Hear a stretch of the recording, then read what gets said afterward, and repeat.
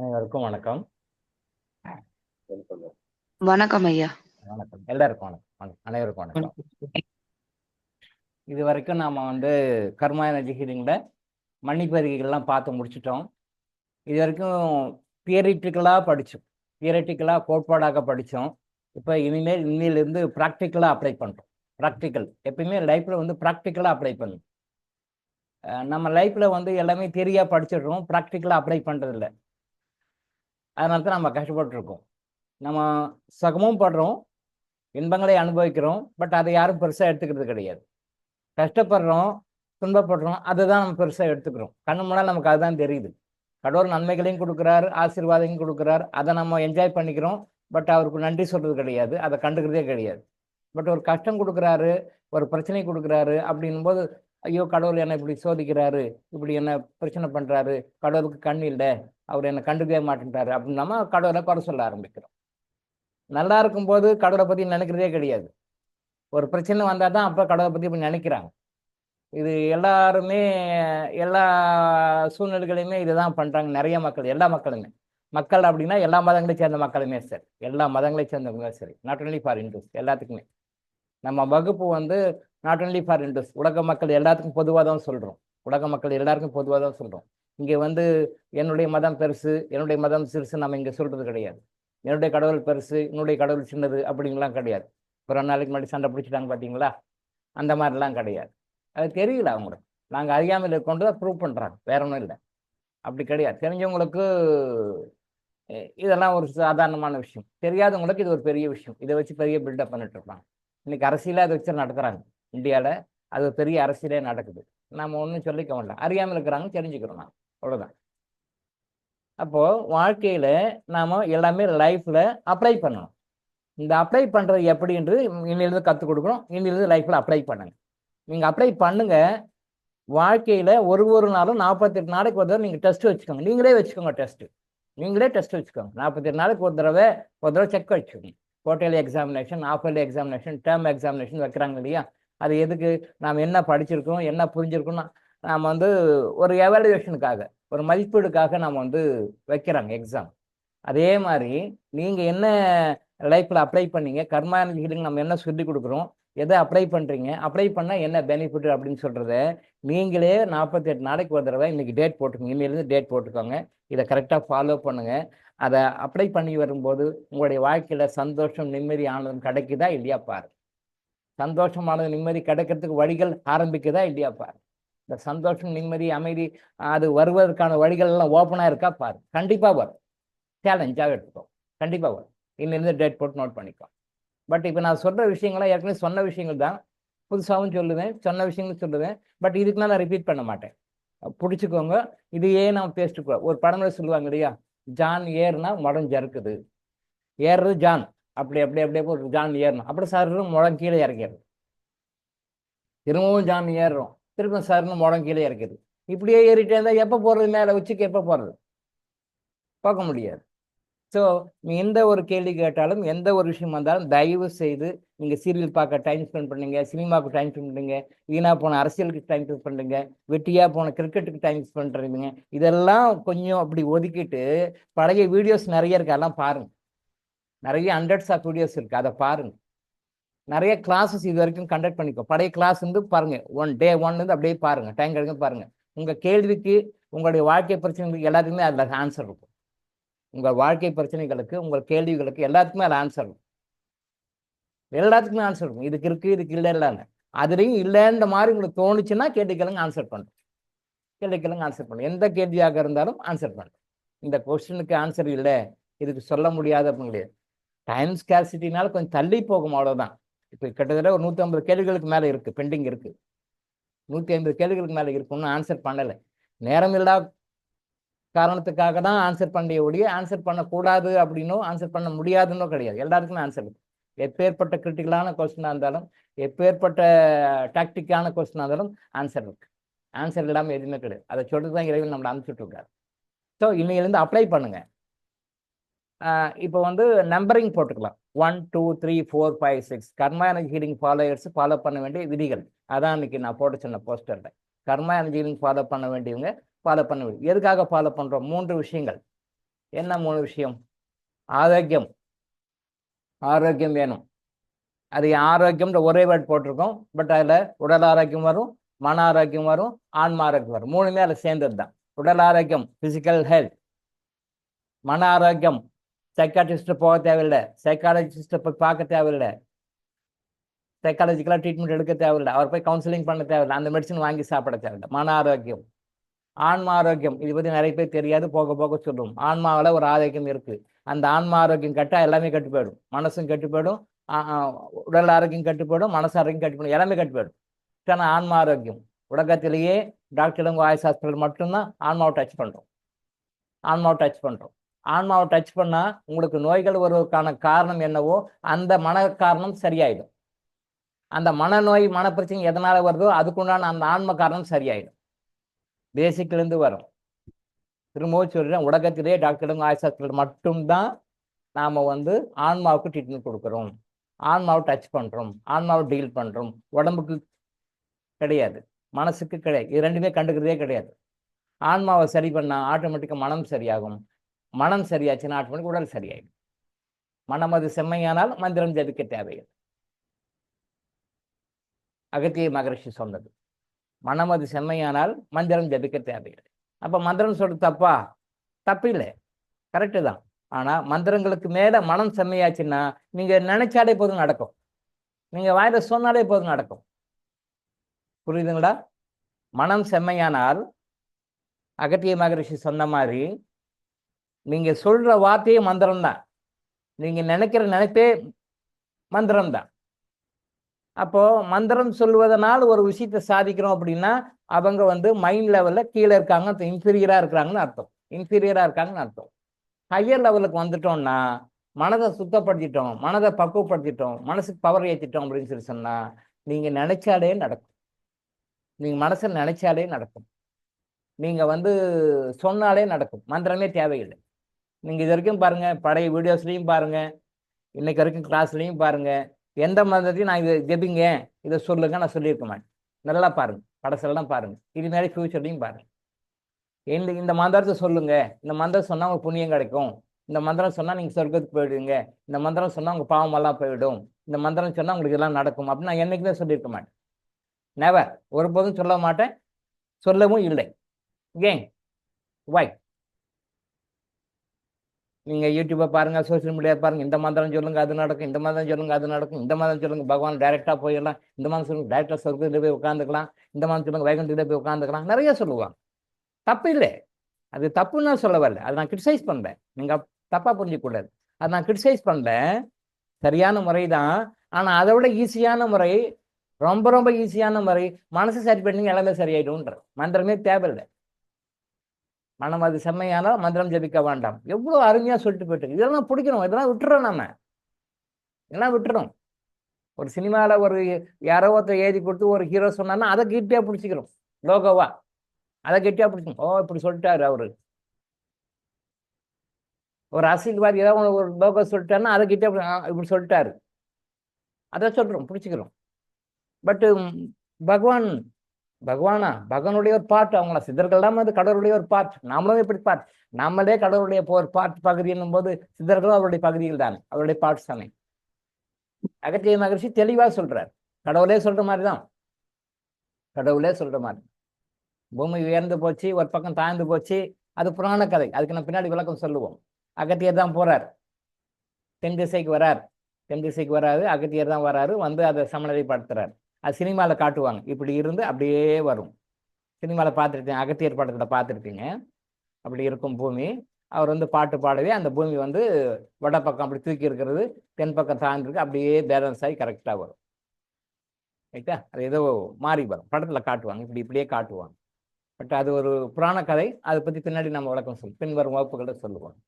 நீங்கள் second third standard வரும்போது நாம் சொல்லுவோம்.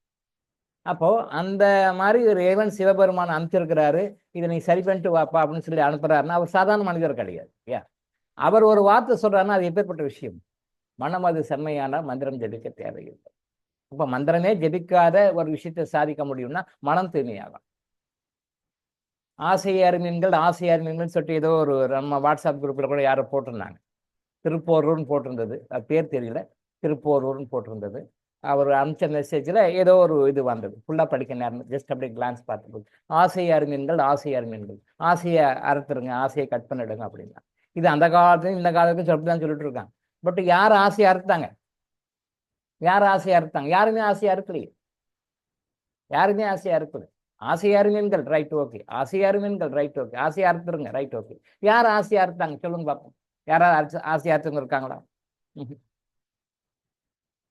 ஒருத்தர் எழுதுறாரு ஆசையை விட்டுடுங்கன்றார். புத்தர் சொல்றாரு ஆசையை துன்பத்துக்கு காரணம், ஆசையை துன்பத்துக்கு காரணம், அதை விட்டுடுங்கன்றார். ஈஷா யோகா சத்குரு என்ன பண்ணாரு? அத்தனைக்கும் ஆசைப்படுங்கன்னு புக் எழுதுறாரு. அத்தனைக்கும் ஆசைப்படுங்க புக் எழுதுறாரு. இப்ப மக்கள் என்ன பண்ணுவாங்க சொல்லுங்க? புத்தர் சொல்றாரு ஆசையை துன்பத்துக்கு காரணம், ஆசைப்படாதீங்கன்றார். இந்த பக்கம் சத்குரு ஈஷா யோகி என்ன பண்றாரு? புக்கு எழுதுறாரு. என்ன புக்கு? அத்தனைக்கும் ஆசைப்படுங்களோ ஒரு புக்கு எழுதுறாரு. அதையும் வாங்கி படிக்கிறாங்க. மக்கள் நிலைமை பரிதாபம்.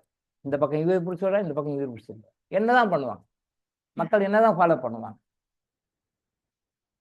அந்த ஓகே மக்கள் என்ன ஃபாலோ பண்ணுவாங்க? குழப்பம்தான். அப்போ ஆசைப்படுவது தவறில்லை, தேவைதான். நான் பிறவியற்ற நிலை அடையணும், நான் இறைவனை அடையணும் அப்படின்னு நினைக்கிறதும் ஒரு ஆசை தானே. நான் பிறவியற்ற நிலை அடையணும், இரவா நிலை வேண்டும், வீடு பேர் அடைய வேண்டும் அப்படின்னு நினைக்கிறதும் ஒரு ஆசை தான். அப்போ ஆசையை தவிர்த்துடுங்கன்ற தப்பு கிடையாது. பட் எதுக்கு ஆசைப்படணும், எப்படி ஆசைப்படணும், எவ்வளோ ஆசைப்படணும் தெரியல. எதுக்கு ஆசைப்படணும், எவ்வளவு ஆசைப்படணும், எப்படி ஆசைப்படணும் தெரியல. இங்கேதான் நம்ம தப்பு பண்ணணும். புத்தர் சொன்னது கரெக்டு தான், ஆனா இந்த விஷயம் தெரியல, அந்த டீகோட் பண்ண தெரியல. அந்த ஆசை இந்த இந்த ஆசை ஏன் படக்கூடாது, இல்லை பட்டா எவ்வளோ படணும், என்ன பர்சன்டேஜ் வரைக்கும் படணும், எப்படி ஆசைப்படணும் அப்படின்னு தெரியல. இதை தெரிஞ்சுக்கிறதுக்கு தான் ஞானம் வேணும். இந்த ஞானம் இருந்தது அப்படின்னு சொன்னா இதெல்லாம் கரெக்டாக டீல் பண்ணும். என்னென்ன பர்சன்டேஜில் என்னென்ன ரேஷியோவில் இதை நம்ம ஹேண்டில் பண்ணணுமோ அதை நம்ம பண்ணுவோம். அப்போ ஆசையே துன்பத்துக்கு காரணம், அது உண்மைதான். ஆனால் மனிதனுக்கு ஆசைப்படுறான். வீடு பேர் நிலைக்கு வரணும், பிறவியற்ற நிலை வேணும், இறைநிலை அடையணும்னு நினைக்கிறது ஒரு ஆசை தான். அப்போ அந்த ஆசையை எப்படி எக்ஸிக்யூட் பண்ணணுன்றதான் தெரியல. இதுக்கு தான் ஞானம் இருந்தது அப்படின்னு சொன்னால் எந்த அளவுக்கு எப்படி எப்படி ஆசைப்படணுன்றது நமக்கு தெரிஞ்சு கரெக்டாக ஆசைப்படுது. அந்த ஞானத்தை கர்மா எனர்ஜி ஹீலிங்கில் நம்ம கொடுக்குறோம். எல்லாரும் கொடுத்துருக்காங்க, யாரும் கேட்கல, யாரும் புரிஞ்சிக்கல, யாரும் அப்ளை பண்ணல. அதைத்தான் இங்கே நம்ம சொல்கிறோம். அதை கர்மா எனர்ஜி ஹீலிங்கில் சொல்லி கொடுக்குறோம். ஸ்டெப் பை ஸ்டெப்பாக சொல்லிக் கொடுக்குறோம். டவுன் ட்ரெண்டில் இறங்கி சொல்லிக் கொடுக்குறோம். உங்களுக்கு புரிகிற மாதிரி சொல்லிக் கொடுக்குறோம். இப்போ டவுட்ஸ் வந்தால் கிளியர் பண்ணுறோம். இதெல்லாம் நீங்கள் லைஃப்பில் ஃபாலோ பண்ணீங்க அப்படின்னு சொன்னால் நீங்கள் முறையாக ஆசைப்படுவீங்க, சரியாக ஆசைப்படுவீங்க. எந்த அளவுக்கு ஆசைப்படணும் அந்த அளவுக்கு ஆசைப்படுவீங்க. கஷ்டப்பட மாட்டீங்க, துன்பப்பட மாட்டீங்க. இதுக்கு என்ன காரணம்? அறியாமை தான் காரணம். அப்போ இன்னொரு ஃபார்முலா எப்படி டெரிவ் பண்ணுறோம்? அறியாமையே துன்பத்திற்கு காரணம். அறியாமையே துன்பத்திற்கு காரணம். நீங்கள் அறிந்து கொண்டீர்கள், அந்த ஞானம் கரெக்டாக கிடச்சிச்சுன்னா நீங்கள் கஷ்டப்பட மாட்டீங்க. பிகாஸ் எப்போ எதுக்கு எப்படி எப்படி ஆசைப்படணும்னு தெரியும். ஸோ அந்த விஷயங்கள் நம்ம சொல்லிக் கொடுக்குறோம். இன்னிலிருந்து நோட் பண்ணிக்கோங்க. ரெண்டாவது, இதுக்கு நம்பரிங் நம்ம கொடுப்போம். ஆஸ்டம்பி சார் ரெடியானதும் இதுக்கெல்லாம் ஒரு நம்பரிங் போட்டு கரெக்டாக கொடுப்போம். இப்போதைக்கு நீங்கள் நோட் பண்ணிக்கோங்க. ஏன் எதுக்குன்னு கேள்விலாம் கேட்காதீங்க. ஏன் எதுக்குன்னு கேள்வி கேட்டாலும் கூட அதுக்கு ஆன்சர் இருக்கு, ஏற்கனவே சொல்லியிருக்கோம். புதுசாக எதுவுமே இல்லை, ஆன்சர் இருக்கு. நான் ஃபியூச்சரில் சொல்லுவோம். முதல்ல அப்ளை பண்ண ஆரம்பிச்சிடும். முதல்ல இன்னிலேருந்து அப்ளை பண்ண ஆரம்பிக்கும். இதுக்கு ஏன் எதுக்கு கேள்வியெல்லாம் கேட்காதீங்க. கேள்விக்கு ஆன்சர் இருக்கு, ஏற்கனவே நிறைய சொல்லியிருக்கோம். வீடியோஸில் சொல்லியிருக்கோம், பழைய கிளாஸில் சொல்லியிருக்கோம், திரும்பவும் சொல்லுவோம். ஆனால் திரும்ப ரிப்பீட் பண்ண நேரமில்லை. அதான் நான் சொன்னேன், ஜான் ஏன்னா முடஞ்சிருக்கு. இப்படியே இறங்கிட்டே இருந்தால் நிறைய விஷயங்கள் பெண்டிங் இருக்கு. அதனால் இன்னிலேருந்து அப்ளை பண்ணுங்க. அதை மேக்ஸிமம் உங்களால் எவ்வளோ கொள்ள முடியுமோ அவ்வளோ அப்ளை பண்ணுங்க, ட்ரை பண்ணுங்க. நீங்கள் இன்னிலேருந்து ஒரு எவ்ரி 48 days நீங்களே செல்ஃப் ரிவ்யூ பண்ணிக்கோங்க. செல்ஃப் ரிவ்யூ எக்ஸாமினேஷன் வச்சுக்கோங்க. அதில் ஏதாவது டவுட்ஸ் இருக்குது, கிளாரிஃபிகேஷன் இருக்குது அப்படின்னாலும் அதை நாம் க்ளியர் பண்ணி கொடுத்துருவோம். மொரோவர் நிறைய பேருக்கு இந்த கிறிஸ்டல்ஸு, மெடிசன்ஸு இது எல்லாமே ரொம்ப ஸ்பீடப் பண்ணி எல்லாருக்கும் கம்ப்ளீட்டாக கொடுக்குறதுக்கு ஏற்பாடு பண்ணிகிட்ருக்கோம். நேற்று கூட பாருங்கள், நான் ஒரு வேளை தான் சாப்பிட்டேன். மதியம் 1 மணிக்கு ஒரு வேளை தான் சாப்பிட்டேன். திருப்பி இன்றைக்கி எப்போ சாப்பிடுவேன்னா சாப்பிட மாட்டான்னு எனக்கே தெரியாது. பண்ணிகிட்ருக்கோம், நிறையா பண்ணிகிட்ருக்கோம். பிஃபோர் தீபாவளி எல்லாருக்குமே கம்பல்சரியாக எந்த பெண்டிங்குமே இல்லாமல் 3 மாதம் பெண்டிங்கை வெயிட் பண்ணுறேன் சார் மெசேஜ் அனுப்பிச்சிருக்கிறீங்க. உண்மைதான், நான் இல்லை மறக்கலை. அப்பாயின்மெண்ட் கிடைக்கல சார், 3 மாதமாக வெயிட் பண்ணிட்டுருக்கேன்னு கேட்குறீங்க. நியாயம்தான். நான் தவறு சொல்லலை உங்களுடைய எதிர்பார்ப்பு. பட்டு மேக்ஸிமம் வந்து பாருங்கள், நான் நேற்று கூட ஒரு வேளை தான் சாப்பிட்டேன்னு சொல்கிறேன். ஒரே ஒரு வேளை தான் சாப்பிட்டேன் மதியம். இன்னைக்கு சாப்பிடுவோம்னா இல்லைன்னு எனக்கே தெரியாது. பண்ணிட்டுருக்கோம்.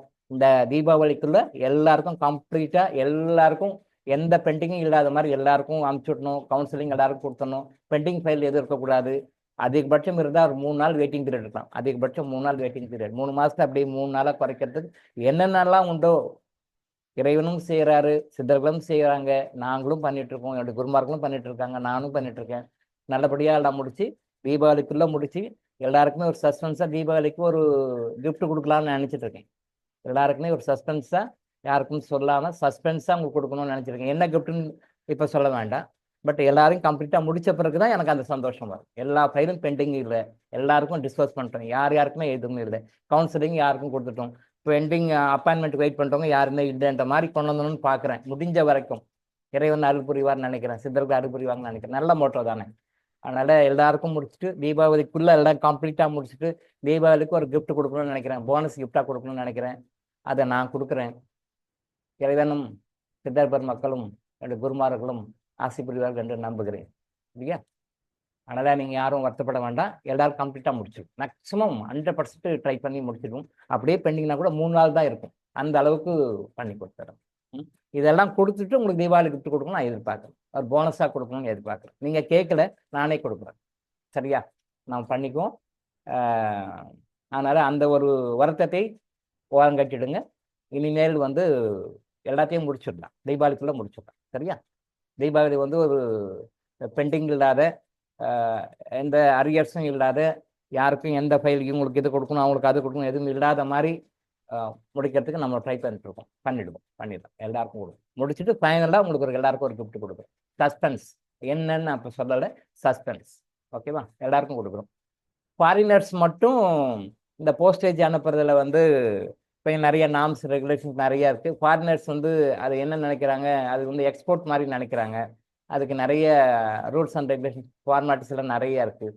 அதனால் ஃபாரினில் இருக்கிற பீப்புள்ஸ் மட்டும் அதர் தேன் இந்தியா இருக்கிறவங்க மட்டும் வேறு ஏதாவது சோர்ஸில் உங்களுக்கு தெரிஞ்சவங்க மூலமாகவோ உங்களுக்கு பழகினவங்க மூலமாகவோ ஏதாவது வாங்கிக்கிறதுக்கு வாய்ப்பு இருந்தால் நாம் அவங்ககிட்ட டிஸ்கஸ் பண்ணலாம், கொடுத்துடலாம். தீபாவளி பரிசுன்ற தீபாவளிக்கு முன்னாடியே கொடுத்துருவோம். அது வந்து யாராவது ஃபாரினில் இருக்கிறவங்க மட்டும் அப்படி ஏதாவது ஒரு வாய்ப்பு இருந்தால் கொஞ்சம் ஒரு உங்களுக்குள்ள ஒரு கோஆப்ரேட் பண்ணி இது எப்படி யார் மூலமாக கொண்டு வரணும் கொஞ்சம் ட்ரை பண்ணி பாருங்கள். மற்றபடி இந்தியாவில் இருக்கிறவங்களுக்கு பேன் இந்தியா யாருக்கும் எந்த பிரச்சனையும் இல்லை, யாருக்கு வேணாலும் அனுப்பிச்சி விட்டுலாம். பிஃபோர் தீபாவளி உங்கள் கையில் கிடைக்கிற மாதிரி ரீச் பண்ணி விட்டுலாம். சரியா? ஃபாரினர்ஸ்க்கு மட்டும் கொஞ்சம் பாருங்கள். பட் அதில் வந்து என்ன ப்ராக்டிக்கல் டிஃபிகல்ட்டிஸ்னா, நம்ம ஏதாவது ஒன்று அனுப்புகிறோம் செய்கிறோம்னா அது வந்து பிஸ்னஸாக கன்சிடர் பண்ணுறாங்க, எக்ஸ்போர்ட்டாக கன்சிடர் பண்ணுறாங்க. அதுவும் நம்ம மெடிக்கல் சப்ஜெக்ட் அப்படின்னும்போது அவங்க வந்து என்னமோ வந்து போதைப் பொருள் அனுப்பிச்சி விட்டுறோம் அப்படின்ற மாதிரி அவங்க ஃபீல் பண்ணுறாங்க. அது தப்பு இல்லை, அது அது அவங்களுடைய நாம்ஸில் அதுதானே கரெக்டு தானே, அது நம்ம அவங்களை குறை சொல்ல முடியாது. பிகாஸ் சர்வசாதாரணமாக போதைப் பொருள் கிடைக்குது, இப்போ சர்வசாதாரணமாக கிடைக்குது, எங்கேனாலும் கிடைக்குது. அது வந்து ஃபாரினில் அப்படி இல்லை, இப்போ இந்தியாவிலும் கிடைக்குது, சர்வசாதாரணமாக கிடைக்குது. காலேஜ் லெவலில் கிடைக்குது, ஸ்கூல் லெவலில் கிடைக்குது. காலேஜ் லெவலில் கிடைக்குது, ஸ்கூல் லெவலில் கிடைக்குது. இன்னைக்கு வளரும் இளம் சமுதாயம் வந்து ஆண்களும் சரி பெண்களும் சரி, ஆண்களும் சரி பெண்களும் சரி ரொம்ப மோசமான நிலைமைக்கு போயிட்டு இருக்காங்க. சமுதாயம் ரொம்ப ஒஸ்ட்டாக போயிட்டு இருக்கு. நம்ம நினச்சிட்டு இருக்கோம் சமுதாயம் டெவலப் ஆகிட்டு இருக்கு, நம்ம நாகரிகத்தை ரொம்ப முன்னுக்கு போயிட்டு இருக்கோம்னு நினச்சிட்டு இருக்கோம். ரொம்ப மோசமாக போயிட்டு இருக்கு. ஆனால் உண்மையிலேயே ஒரு மருந்து அனுப்பணும், ஒரு நல்ல விஷயம் அனுப்பணும், ஒரு மூலிகை மருந்துகள் அனுப்புகிறோம், ஒரு மருந்து அனுப்புகிறோன்னா 1000 ரெஸ்ட்ரிக்ஷன் போடுறாங்க. நான் தப்பு சொல்லலை, நமக்கு அது அன்ஈஸியாக இன்கன்வீனியண்ட்டாக இருந்தாலும் கூட அவங்க எடுக்கிறது வந்து எடுக்கிற முடிவுகள் அவங்க செயல்படுத்த விதமெல்லாம் கரெக்டு தான். ஆனால் அவங்க அப்படி பண்ணாலும் போதைப் பொருள் சர்வசாதாரண போதே. ஒரு மருந்து அனுப்புகிறோம், உயிரை காக்கக்கூடிய ஒரு மருந்து அனுப்புகிறோம், உயிரை காக்கக்கூடிய ஒரு மூலிகை மருந்துகளை அனுப்புகிறோம், மூலிகைகளை அனுப்புகிறோம். இதுக்கு போதைப் பொருள்லாம் அனுப்பிச்சிடுறாங்களா அப்படின்னு சொல்லி கவர்மெண்ட் செக்யூரிட்டாக பார்க்குது. இந்த கவர்மெண்ட்டும் பார்க்குது, அந்த கவர்மெண்ட்டும் பார்க்குது.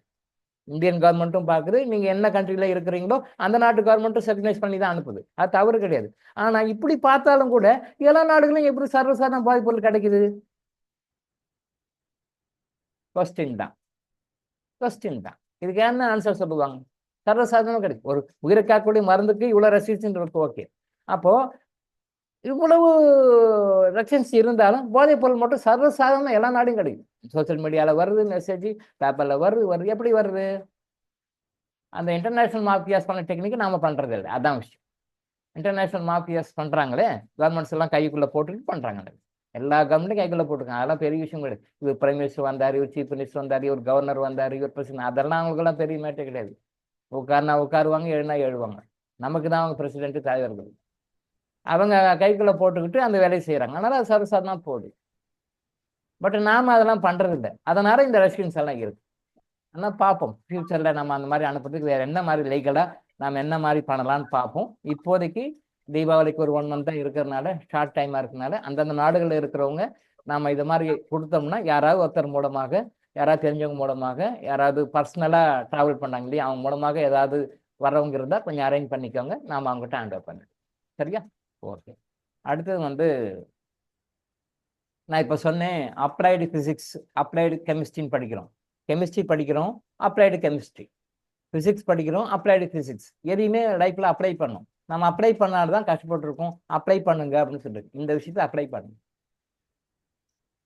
சகோதரி சாரதான்றவங்க வந்து இந்த தேவாரம் திருவாசகம் அப்படின்ற புக்கை நான் வாங்கி நான் வந்து சேரிட்டியாக கொடுக்க போகிறேன், ஒரு 50 பேர் கொடுக்க போகிறேன் அப்படின்னு சொல்லி சொன்னாங்க அப்படின்னு சொல்லிட்டு ஆசம்பி சார் சொன்னார். சகோதரனுடைய முன்னெடுப்பு, சகோதரனுடைய முயற்சி, அவங்க வந்து ஒரு வெல்விஷர், அவங்க எல்லாரும் நல்லா இருக்கணும், இந்த ஞானம் எல்லாருக்கிட்டையும் போகணும் அப்படின்றது வந்து நல்ல விஷயம்தான். அது வந்து பாராட்ட வேண்டிய விஷயம்தான். அது வந்து நான் ஒரு 50 பேருக்கு வாங்கி கொடுக்குறேன், திருக்குறள் புக்கு வாங்கி கொடுக்குறேன், நான் வந்து தேவாரத்தை வாங்கி கொடுக்குறேன் அப்படின்னு சொல்லி சொன்னாங்க. நல்ல விஷயம்தான். ஆனால் திருவாசகத்தை வாங்கி கொடுத்தாலும், தேவாரத்தை வாங்கி கொடுத்தாலும், திருக்குறளை வாங்கி கொடுத்தாலும் அதை எத்தனை பேர் லைஃப்பில் ஃபாலோ பண்ணி அப்ளை பண்ணுறாங்க? கொஞ்சம் திங்க் பண்ணி பாருங்க. அப்படியே வாங்கி புக்கில் வச்சிருவாங்க, அப்படியே வாங்கி உள்ள வச்சிருவாங்க, அவ்வளோதான். திருக்குறளையும் வாங்கி உள்ள வச்சிருவாங்க. எத்தனை பேர் ஃபாலோ பண்ணுறாங்க? அதுதான் சொல்கிறேன். அப்ளைடு ஃபிசிக்ஸ், அப்ளைடு கெமிஸ்ட்ரி மாதிரி கர்மா எனர்ஜி ஹீலிங்கு மற்றவங்க யாராவது என்ன சொல்லுவாங்க, அதை அப்ளை பண்ணுங்க. இனிமேலிருந்து அப்ளை பண்ணுங்க. Day 1 இனிமேலிருந்து அப்ளை பண்ணுங்க. அப்ளை பண்ணால் தான் ரிசல்ட் தெரியும். நம்ம கிரிட்டிக்கலாகவே பேசிட்டு இருந்தால் ஒன்றும் வேலைக்காக. சகோதரிக்கு என்னுடைய ஒரு வேண்டுதல் என்ன அப்படின்னா, இந்த மன்னிப்பு அறிக்கைன்றது வந்து நம்ம ரெடி பண்ணி கொடுக்கலாம். இப்போ கிட்டத்தட்ட 30 மேலே இருக்குது அப்படின்னு சொன்னார். 30, 35 மன்னிப்பு அறிக்கைகள் இருக்குது சார் அப்படின்னாரு. அதெல்லாம் இன்னும் கொஞ்சம் ஃபைன் டியூன் பண்ணி இன்னும் ரொம்ப கன்சைஸாக சிம்பிளிஃபை பண்ணி இன்னும் கொடுக்குறோம். அதை இன்னும் மேக்ஸிமம் என்ன பண்ண முடியும்னு பார்த்து மன்னிப்பு அறிக்கை கொடுக்குறோம். இந்த மன்னிப்பு அறிக்கையை நீங்கள் வந்து பிரிண்ட் பண்ணி அந்த மக்களுக்கு கொடுங்க.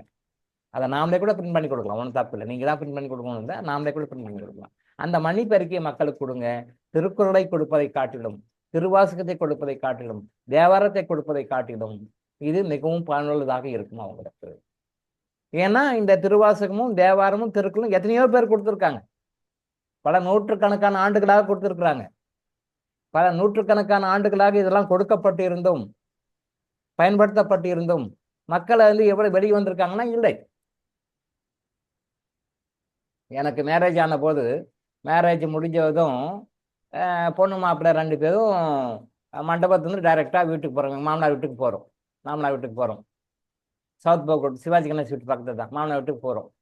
போனதும் அவங்க எல்லாம் அந்த இதெல்லாம் சுற்றுவாங்க இல்லையா, ஆலமெல்லாம் சுற்றி அது பண்ணி மண மக்களை புதுசாக உள்ளே வாங்கன்னு சொல்லிட்டு வீட்டுக்குள்ளே கூப்பிட்டு போகிறாங்க. கூப்பிட்டு போயிட்டு அந்த பூஜை அறைக்கு போகிறாங்க. பூஜை அறைனா மாமனார் வந்து பூஜை பண்ணுறாரு.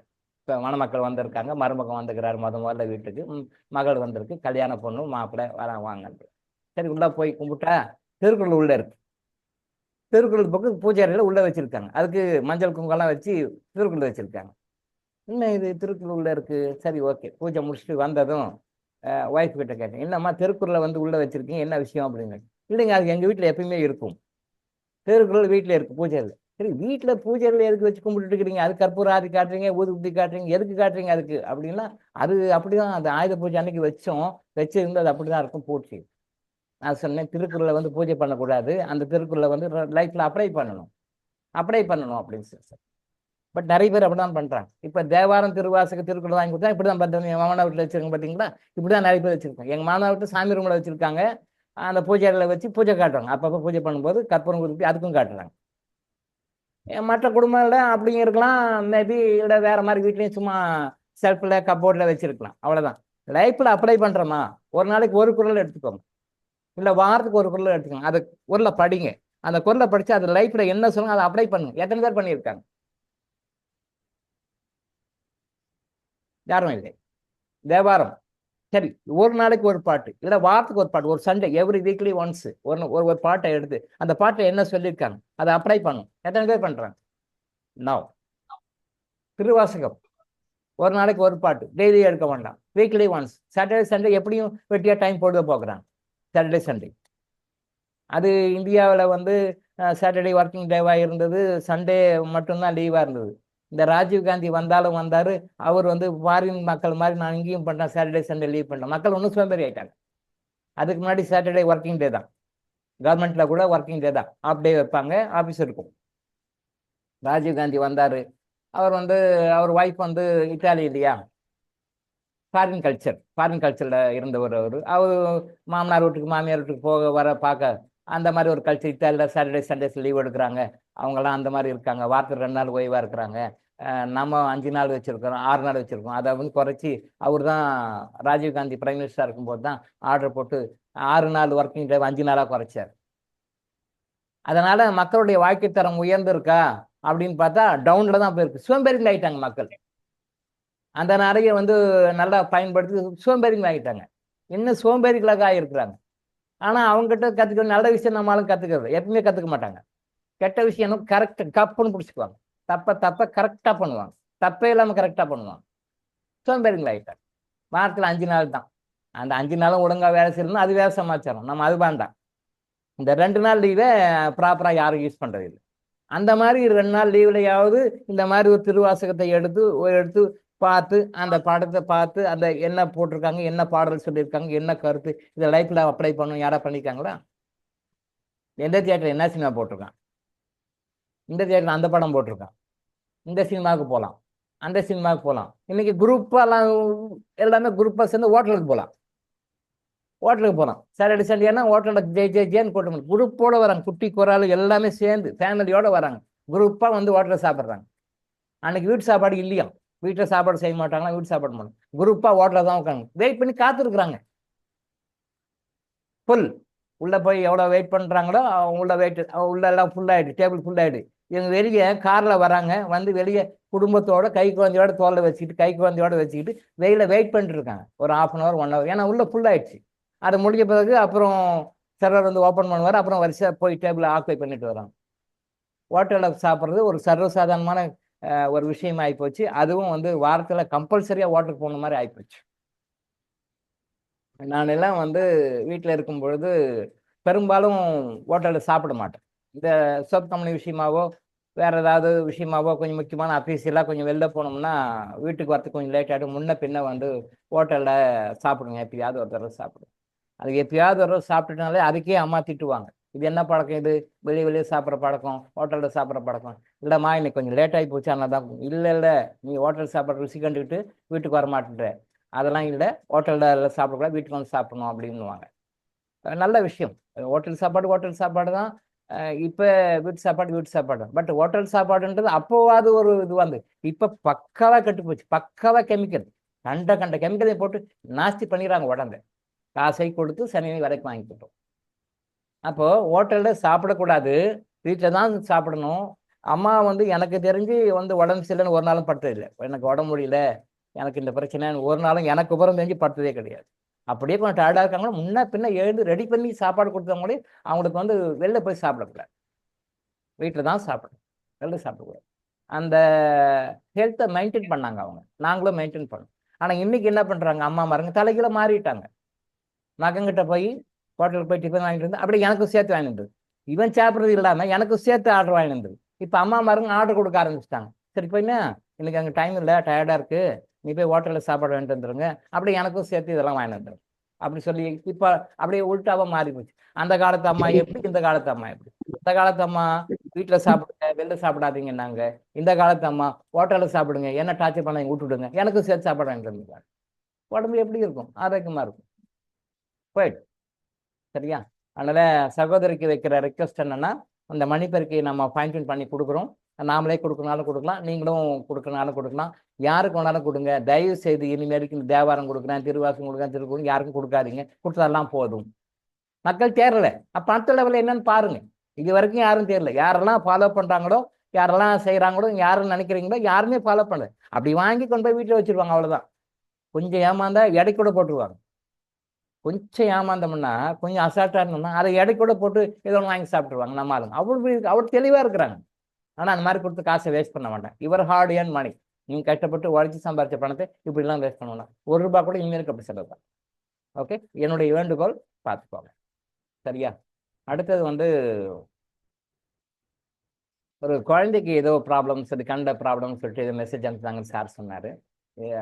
7th ஸ்டாண்டர்ட் படிக்கிற ஸ்டூடெண்ட்டு, கண் பார்வை வராது, இதுக்கு மேலே அவ்வளோதான் அப்படின்னு சொல்லியிருக்காங்க. ஏதாவது பண்ண முடியுமா சார் அப்படின்னு சொல்லி கேட்டிருக்காங்க. அதுக்கு இன்னொரு சகோதரி வந்து ஸ்ரீகாந்த் ஃபேமிலி என்ன அவங்க வந்து நாங்கள் எதாவது ஹெல்ப் பண்ணுறோம் அப்படின்னு சொல்லியிருக்காங்க. ரைட், வரவேற்க தகுந்த விஷயம், நல்ல விஷயம்தான்.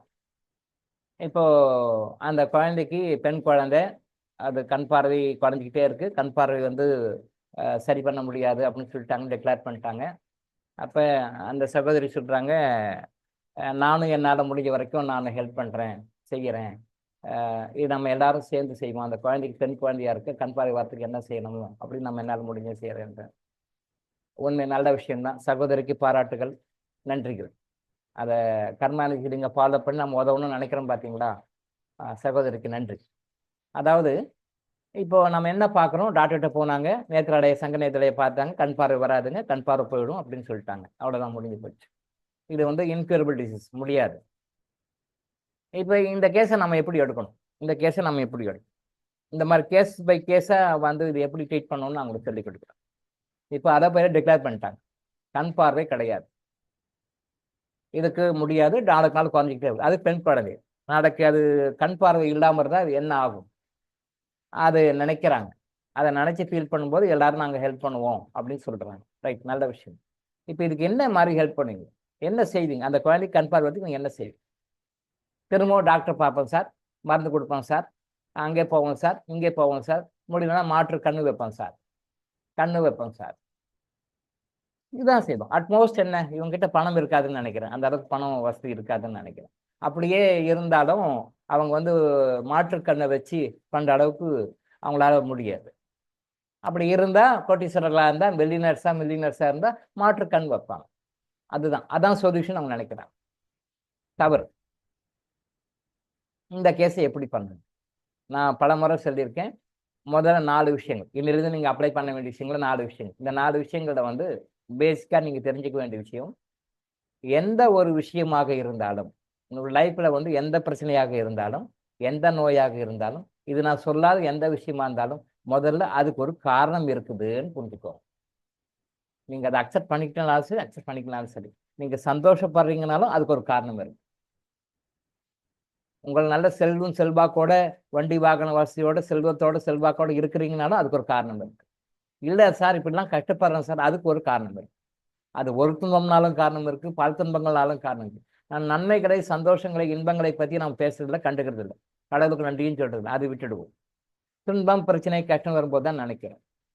ஒரு சகோதரி சொன்னாங்க, சார் வந்து இந்த குரூப்ல இருக்கிறவங்க எல்லாருமே ஒரு பிரச்சனைக்காக வந்திருக்காங்க, அவங்க எல்லாருமே அவங்க பிரச்சனை சால்வ் ஆனது போயிடுவாங்க சார், அவங்க பிரச்சனை சால்வ் ஆனது போயிடுவாங்க, அதுக்கு பிறகு யாரும் இதில் கண்டினியூ பண்ண மாட்டாங்க அப்படின்னு சொல்லி சொன்னாங்க. உண்மை, 100க்கு 100 உண்மை, தவறு கிடையாது. எல்லாரும் ஒரு பிரச்சனைக்காக வராங்க, உங்களுக்காக வெயிட் பண்ணுறாங்க, ஒரு சர்வீஸ்க்காக வெயிட் பண்ணுறாங்க, மற்றதுக்காக வெயிட் பண்ணுறாங்க. பட் இதெல்லாம் முடிஞ்சு அவங்க பிரச்சனை சால்வ் ஆகணும், வெளியே போயிடுவாங்க சார், யாரும் கண்டுக்கவே மாட்டாங்க சார், போயிடுவாங்க சார். போகட்டுமே, அதை போய் என்ன இருக்குது, தப்பு இல்லையே. எந்த பிரச்சனைக்காக வந்தாங்களோ அந்த பிரச்சனை சால்வ் ஆகிட்டு வெளியே போயிட்டாங்க, நல்லது தானே, அதில் ஒன்றும் தப்பு இல்லையே. ஆனால் என்ன ஒரு விஷயம், இந்த கர்ம எனர்ஜி லைஃப் லாங் ஃபாலோ பண்ணணும், அது அவங்களுடைய விருப்பம். கண்டினியூ பண்ணலாமா, கண்டினியூ பண்ண வேணாம்னா அவங்களுடைய விருப்பம், அது அவங்க கர்மா டிசைட் பண்ணிக்கும். பட் நம்ம வேலை என்ன, நம்ம வர்றவங்களுக்கு என்ன சொல்யூஷன் கொடுக்கணும் சொல்லி அவங்களுக்கு கிரியேட் பண்ணி வெளியே அனுப்பிட்டு தான் நம்ம வேலை.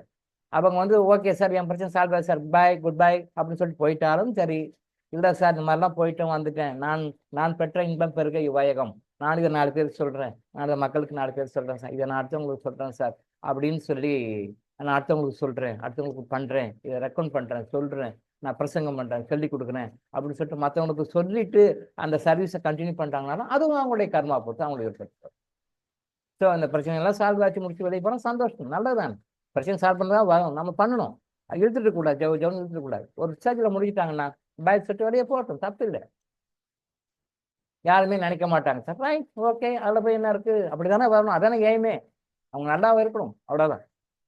அதை முடிச்ச பிறகு நான் பெற்ற இன்பம் எல்லாரும் பெறணும், நான் இந்த பிரச்சனையிலிருந்து வெளியே வந்த மாதிரி எல்லாரும் வரணும், நான் இந்த நோயிலிருந்து வெளியே வந்த மாதிரி எல்லாரும் வரணும், இதை நான் மக்களுக்கு சொல்றேன் அப்படின்னு சொல்லி அதை கண்டினியூ பண்ணி குட்கர்மா சேர்த்துக்கிறது, அடுத்தடுத்த உயர்நிலைக்கு போகிறது, அது அவங்களுடைய கையில் இருக்கு. இல்லை சார் போதும் சார் பாய், என் பிரச்சனை சால்வ் ஆச்சு, ஓகே ரைட் பாய். 2 நாளைக்கு முன்னாடி ஒருத்தர் அப்படிதான் வந்தார். அவர் பிரச்சனை சால்வ் ஆயிடுச்சு, அவ்வளோதான், கண்டுக்கவே இல்லை, போனார், வந்தார் போனார் போயிட்டார். பிகாஸ் அவர் பிரச்சனை, மெயின் பிரச்சனை சால்வ் ஆயிடுச்சு. ஓகே ரைட், என்ன சார் பண்ணிட்டு இருக்கேன் சார், நல்லா இருக்கேன் சார், ஓகே ரைட் பாய். அதுக்கு பிறகு என்ன பண்ணணும்னு அவர் வரல. பிகாஸ் அவருடைய ஆத்மாவை அடுத்த லெவலுக்கு உயர்த்திக்கணும்னு அவர் நினைக்கல. நம்ம பிரச்சனை சால்வ் ஆச்சா, செட்டில் ஆயிட்டுமா, ரைட் ஓகே பை டாக்டர்னு போயிட்டார். ஓகே, தப்பு இல்லை. அடுத்தடுத்து கண்டினியூ பண்ணிக்கிறதுக்கு அவன் அந்த வாய்ப்பை அவர் பயன்படுத்திக்க விரும்பல. ரைட், இப்போ பிரச்சனைக்கு வந்தோம், சால்வ் ஆனோம், கியூர் ஆனா, ரைட் ஓகே பாய்னு போயிட்டார். அது அவருடைய அடுத்தடுத்த லெவலுக்கு போகணும் அவர் விரும்பல. ரைட் ஓகே, இது இருக்குமா, ஓகே சரி, அது அவருடைய கர்மம். அவர் எந்த அளவுக்கு அதை பயன்படுத்தி இன்னும் மேலுக்கு போறாரா இல்லை அப்படி நிறுத்திக்கிறாரோ அவருடைய கர்மம். அவருடைய கர்மா சரிப்பா போதும், தகப்பட்ட உங்க பிரச்சனை சால்வ் ஆச்சு, ரைட் நல்லா இருக்கு அப்படின்ட்டு அந்த கர்மா அதோட நிறுத்திக்குது. அப்புறம் அதை பார்த்துக்கலாம், அப்புறம் பார்த்துக்கலாம் ஃபியூச்சர். அதனால அதை பற்றியெல்லாம் நமக்கு ஒன்றும் பிரச்சனை கிடையாது. ஸோ யான் பெற்ற இன்பம் பிறகு இவ்வாயிரம். ஸோ 4 விஷயங்கள் மைண்டில் வச்சுக்கோங்க. வாழ்க்கையில் எந்த பிரச்சனையாக இருந்தாலும் 4 விஷயம் மைண்ட் வச்சு. நம்பர் 1, ஃபர்ஸ்ட் நாம ஏதோ தவறு பண்ணியிருக்கிறோம், அந்த தவறுக்குண்டான தண்டனை தான் இது. கடவுள் நமக்கு சரியாக தான் கொடுத்திருக்கிறார். நான் அப்பாவி, எனக்கு இந்த கஷ்டம் கொடுத்தது சரியில்லை, தப்பு அப்படின்னு சொல்லாதீங்க. அப்பாவிகள் கிடையாது, நாம அடப்பாவின்னு சொல்ற மாதிரி நடந்திருக்கிறோம். நாம அப்பாவிகள் கிடையாது. பாஸ்ட் லைஃப்ல அடப்பாவிகள் நம்ம சொல்றோம், அடப்பாவி இப்படி பண்ணிட்டியே அப்படின்ற மாதிரி நம்ம நடந்திருக்கோம். அதுக்குண்டான தண்டனை தான் நமக்கு. அதை எதுக்கு தண்டனை கொடுக்குறாங்க, நம்ம திரும்பி வர்றதுக்கு தான் இறைவன் கொடுக்குறார். ஒரு நோயா கொடுக்குறார், பிரச்சனைகளா கூட வாழ்க்கையில கொடுக்குறார். அப்போ ஃபர்ஸ்ட் அக்செப்டன்ஸை முதல்ல ஏத்துக்கணும். இறைவனுடைய 18 இறை கட்டளைகளை நம்பர் 1 ஃபர்ஸ்ட் தான் அக்செப்ட் பண்ணிக்கணும். உங்களுக்கு ஒரு துன்பம் வந்திருக்கு அப்படின்னா அதுக்கு காரணம் நீங்க தான், நீங்க மட்டுமே தான், உங்களை தவிர வேற யாருமே கிடையாது. அதை அக்செப்ட் பண்ணுங்க. அதான் ஃபர்ஸ்ட் கீ, முதல் key, main door entrance key, தடை வாசலுடைய கீ அதான். அதை ஓபன் பண்றீங்க. அடுத்தது உள்ள போனீங்கன்னா இன்னொரு கதவு, அது 2வது கீ. அது என்ன, மன்னிப்பு கேட்கணும். ஏதோ பண்ணிட்டோம், மன்னிப்பு கேட்கணும். இங்க எல்லாம் பேசிட்டு இருக்க கூடாது. நான் என்ன பண்ணேன், ஏது பண்ணேன், அப்படி பண்ணேன், இப்படி பண்ணேன், எதையும் பண்ணல, நான்லாம் பெர்ஃபெக்டா இருக்கணும், எல்லாம் பேசக்கூடாது. இந்த எல்லாம் வேஸ்ட்டு, அது உங்களுக்கு தெரியாது, பின்னாடி விளக்கம் சொல்லுவோம். இந்த எல்லாம் பேசிட்டு வீணா போகக்கூடாது. மன்னிப்பு கேட்கணும். அடுத்த உள்ள திறந்து உள்ள போறோம், 3வது கதவு. அந்த 3வது கதவுக்கு உண்டானக்கு மன்னிப்பு கொடுக்கணும். மன்னிப்பு கொடுக்கணும். மன்னிப்பு கேட்கறது கூட கேட்டுருவாங்க, ஆனா மன்னிப்பு கொடுக்கவே மாட்டாங்க. மறக்கவே முடியாது, இந்த ஜென்மத்திலே கொடுக்க முடியாது. என்ன பண்ணிட்டான்னு தெரியுமா டாக்டர், உங்களுக்கு தெரியாது, என் இடத்துல நீங்க இருந்தா உங்களுக்கு தெரியும் சொல்லுவாங்க. டாக்டர் உங்களுக்கு அதெல்லாம் தெரியாது டாக்டர், அந்த இடத்துல நீங்க இருந்து பார்த்தா தெரியும், அந்த இடத்துல நான் இருக்கேன்ல, எனக்கு தான் அந்த வலி வேதனை தெரியும் டாக்டர். டாக்டர் உங்களுக்கு மேல அதை உணர்ந்தவர், உணர வைக்கப்பட்டவர், உணர்ச்சி இருக்கிறாங்க நிறைய. அதை உங்களுடைய வலி வேதனை என்னன்னு உங்களை விட எனக்கு நல்லா தெரியும். வலி வேதனை என்னன்னு உங்களை விட எனக்கு நல்லா தெரியும்.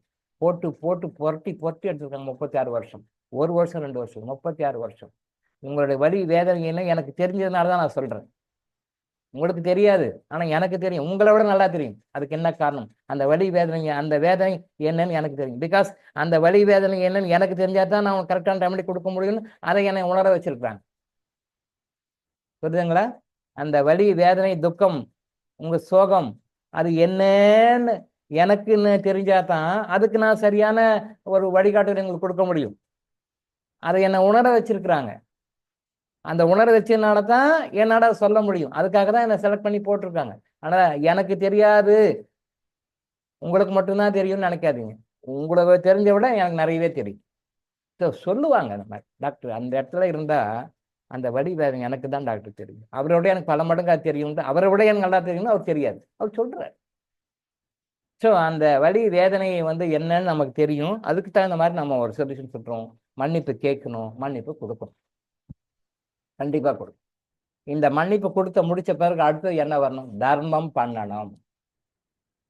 கண்டிப்பா பண்ணணும். நானே பிச்சை எடுக்கிறேன், நானே கடங்காரன், நானே வட்டிக்காரனுக்கு தெரியாமல் திருத்தரமாக ஒழுங்கி திரிகிறேன் அப்படின்லாம் சொல்லக்கூடாது.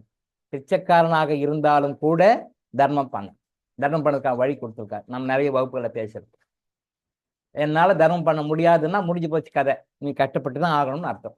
என்கிட்ட ஒன்றுமே இல்லை கொடுக்கறதுக்கு, என்கிட்ட இன்னுமே இல்லை கொடுக்கறதுக்கு. இதுக்கு நிறைய உதாரணங்கள் சொல்லியிருக்கோம், பழைய வகுப்புகள் இருக்கும், வீடியோஸ் நிறைய கொடுத்துருக்கோம், நிறைய சொல்லியிருக்கோம். கொஞ்சம் அப்படியே ஞாபகப்படுத்தி பாருங்க.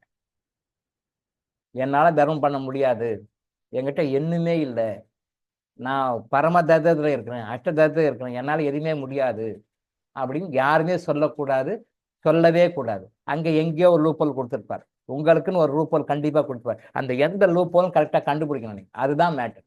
அதான் அந்த லூப்போலை நீங்கள் எப்படி கண்டுபிடிக்கணும்னு சொல்கிறதுக்கு உண்டான, அந்த கண்டுபிடிக்கிறதுக்கு உண்டான வழிகளை சொல்லிக் கொடுத்து தான் கர்மா எனர்ஜி ஹீலிங். தர்மா ₹1 பண்ணும், ₹10 பண்ணும், ₹1 பண்ணும், அதுவும் தர்மம் தான். ஆனால் தர்மம் நீங்கள் ₹1 கோடி பண்ணுறதுக்கு வாய்ப்பு இருந்து நான் ₹1 பண்ணுறேன்னு இருக்கக்கூடாது. நம்ம பீப்புள் அப்படிங்க இருக்காங்க. ப்ராஸ்டேட் மேலே ஒரு பிரச்சனை, எங்கெங்கோ போய் செலவு பண்ணிக்கிறாரு, கியூர் ஆகலை. எங்கெங்கேயோ செலவு பண்ணிக்கிறாரு, செலவு தான் ஆகுது ஒழிய வருமானம் வந்த பாடு இல்லை, கியூரான பாடு இல்லை. ஒரு பக்கம் பிரச்சனைகள் மேலே பிரச்சனை ஆகிட்டு இருக்கு, நாளுக்கு நாள் ஆகிட்டு இருக்கு. ஒரு தடவை யூரின் போகும்போதும் வேதனைப்படுறாரு, ஒரு தடவை மேஷின் போகும்போதும் வேலைப்படுறாரு, மோஷன் போகும்போதும் ரொம்ப கஷ்டப்படுறாரு, வலி வேதனை துடிக்கிறாரு. ஆனால் தர்மம் பண்ணுங்கன்னு சொன்னால் நான் ₹50 தர்மம் கொடுத்தேன் சார்ன்றார். அவர் கொடுக்கலாம், ஆயிரக்கணக்கில் கொடுக்க முடியும். தர்மம் பண்ணுங்க சார்னா அவர் என்னமோ எனக்கு கொடுங்கன்னு கேட்ட மாதிரி நினச்சிக்கிறாரு. சார் நான் தர்மம் பண்ணேன் சார், க்யூர் ஆகலைன்னாரு, பாதி தான் குறைஞ்சிருக்குன்னாரு. என்ன தர்மம் பண்ணணும்னு சொன்னீங்களே, பண்ணீங்களா? பண்ணேன் சார். எவ்வளோ சார்? ₹50 கொடுத்தேன் சார். ₹50 கொடுத்தாரா அவர் கிட்டத்தட்ட ₹50,000 மேலே கொடுத்துருக்கணும், 50,000 மேலே கொடுத்துருக்கணும். ₹50 கொடுத்தாராம். அதுவும் யாருக்கு கொடுத்தாரு? அவர் படித்த ஸ்கூலில் படிக்கிற பசங்களுக்கு, அவர் படித்த ஸ்கூலில் கிராமத்தில் படித்த பசங்க, அவர் படித்த பசங்களுக்கு பென்சில் வாங்கி கொடுங்க, ரப்பர் வாங்கி கொடுங்க, ₹50 கொடுத்தாரு. எப்படி இருக்கு? பென்சில் வாங்கி கொடுங்க, ரப்பர் வாங்கி கொடுங்க. அதுக்கு பிறகு நான் படித்த ஸ்கூல், அங்கேயும் சுயநலம் வருது பாருங்க. நான் திருப்பதி சொல்றேன், சுயநலத்தை தூக்கி போடணும், என் மனைவி, என் மக்கள், என் சுற்றம் அப்படிலாம் இருக்கக்கூடாது, பொதுவாக பார்க்கணுன்றது. அப்பயும் அந்த ₹50 கொடுக்கறது கூட என்ன பண்ண, ஊருக்கு போறாரு. ஊருக்கு போகும்போது அந்த ஊரில் அவர் படித்த ஸ்கூலுக்கு போகிறாரு. அவர் படித்த ஸ்கூலில் போகிற வாத்தியார்கிட்ட போய் கொடுத்து, ஏன் படித்த ஸ்கூலுங்க, இந்த ஸ்கூலில் படிக்கிற பசங்களுக்கு பென்சில் ரப்பர் வாங்கி கொடுங்க, ₹50 கொடுத்துட்டு வர்றார். அவர் நோய் எப்படி போகும்? இன்னைக்கு வரைக்கும் க்யூர் ஆகலை, ஆகாது. அந்த ₹50 வேஸ்ட்டு தான், பணம் கிடைக்காது. என்ன பண்ணணும், ஏது பண்ணணுன்றது நம்ம தெளிவாக பின்வரும் வகுப்புகள் நம்ம சொல்லுவோம். தர்மம் இந்த 4ஐயும் ஃபாலோ பண்ணால் தான் நோய்கள் சரியாகும், பிரச்சனைகள் சரியாகும். வாழ்க்கையில் எந்த பிரச்சனையும் இருந்தாலும் நல்லா மைண்ட் வச்சுங்க. 18 இறை கட்டளைகளோட நம்பர் 1, திரும்பவும் சொல்கிறேன், நம்பர் 1 என்ன? அக்செப்ட் பண்ணிக்கணும். முதல்ல அக்செப்ட் பண்ணிக்கணும். 2வது மன்னிப்பு கேட்கணும். 3வது மன்னிப்பு கொடுக்கணும். 4வது தர்மம் பண்ணணும். இந்த 4ஐயும் ஃபாலோ பண்ணால் தான் நீங்கள் வாழ்க்கையில் எந்த பிரச்சனையாக இருந்தாலும் வெளிவரும், என்ன பிரச்சனையாக இருந்தாலும். இப்போ இந்த பாப்பாவுக்கு எடுத்துட்டோம் அப்படின்னு சொன்னால், அவங்க முதல்ல நம்ம குழந்தையும் அந்த ஃபேமிலி, அந்த பெண்ணுடைய அப்பாவும் அம்மாவும் ஏதோ தப்பு பண்ணியிருக்கோம், நாம பாஸ்டர் நம்ம தப்பு பண்ணதுக்காக இறைவன் ஒரு கஷ்டத்தை கொடுத்துருக்கிறாரு. முதல்ல அக்செப்ட் பண்ணி, நம்பர் 1 ஃபர்ஸ்ட் கீ ஓப்பன். 2வது கீ மன்னிப்பு கேட்கணும். யார்கிட்ட கேட்கணும் நான் சொல்றேன். யார் கேட்கணும்? அந்த குழந்தை கேட்கணும், குழந்தையுடைய அப்பா கேட்கணும், அம்மா கேட்கணும். குழந்தையினுடைய அப்பா கேட்கணும், அம்மா கேட்கணும், குழந்தையும் கேட்கணும், 3 பேரும் கேட்கணும். கூட பிறந்தவங்க இருந்தாங்கன்னா அவங்களும் கேட்கணும். அந்த குழந்தையினுடைய தாத்தா பாட்டி இருந்தாங்க அப்படின்னா அவங்களும் கேட்கணும். குழந்தையுடைய தாத்தா பாட்டி அம்மா வகையில் இருந்தாலும் சரி, அப்பா வகையில் இருந்தாலும் சரி, இருந்தா கேட்கணும், இல்லைன்னா பரவாயில்ல, அதுக்கு வேற நான் மாற்று சொல்றேன். மன்னிப்பு கேட்கணும், மன்னிப்பு கொடுக்கணும். யாருக்கு கொடுக்கணும்னு நான் சொல்றேன். அவங்க அவங்க பேரை போட்டு அவங்க மன்னிப்பு கேட்கணும், மன்னிப்பு கொடுக்கணும். அடுத்தது தர்மம் பண்ணணும். யாருக்கு பண்ணணும்னு நான் சொல்றேன். யாருக்கு தர்மம் பண்ணா அவங்களுடைய அந்த கண் பார்வை பிரச்சனை சரியாகும், யாருடைய சாபத்தினால, யாருடைய வயிற்றுச்சல்னால, யாருடைய குழப்புல மண்ணை போட்டதுனால, யாருடைய கண்கள் பாதிக்கிற மாதிரி இவங்க ஒரு ஜனத்துல பண்ணாங்களோ அவங்களுடைய நேமை போட்டு கேட்கணும். அவங்களுடைய அந்த என்ன சொல்லுவோம், அந்த ஆதங்கம், வெறி, அது பாஸ்ட் லைஃப்லேருந்து வந்திருக்கு, இந்த லைஃப் இல்லை, பாஸ்ட் லைஃப்லேருந்து இருக்கு. போன ஜென்மத்திலையும் இல்லை, அதுக்கு முன்னாடி 2வது ஜென்மம். இது நம்பர் 1 வச்சுக்கோங்க, 2 வச்சுக்கோங்க, 3 வச்சுக்கோங்க. இப்போ பாப்பா இருக்கிறது இந்த ஜென்மம் 1ன்னு வச்சுக்கோங்க, 2ன்னு வச்சுக்கோங்க, இதுக்கு முன்னாடி 3ன்னு வச்சுக்கோங்க. அதில் தான் அந்த பிரச்சனை தான். போன ஜென்மத்திலே அவங்க வந்திருக்கு, பட் அதை அவங்க கண்டுக்களை விட்டாங்க. இந்த ஜென்மத்தை ஒன்று சிவியராக கொடுத்துருக்காங்க. போன ஜென்மத்திலே வந்துருக்கு. எப்பவுமே இறைவன் வந்து கருணை உள்ளவன்.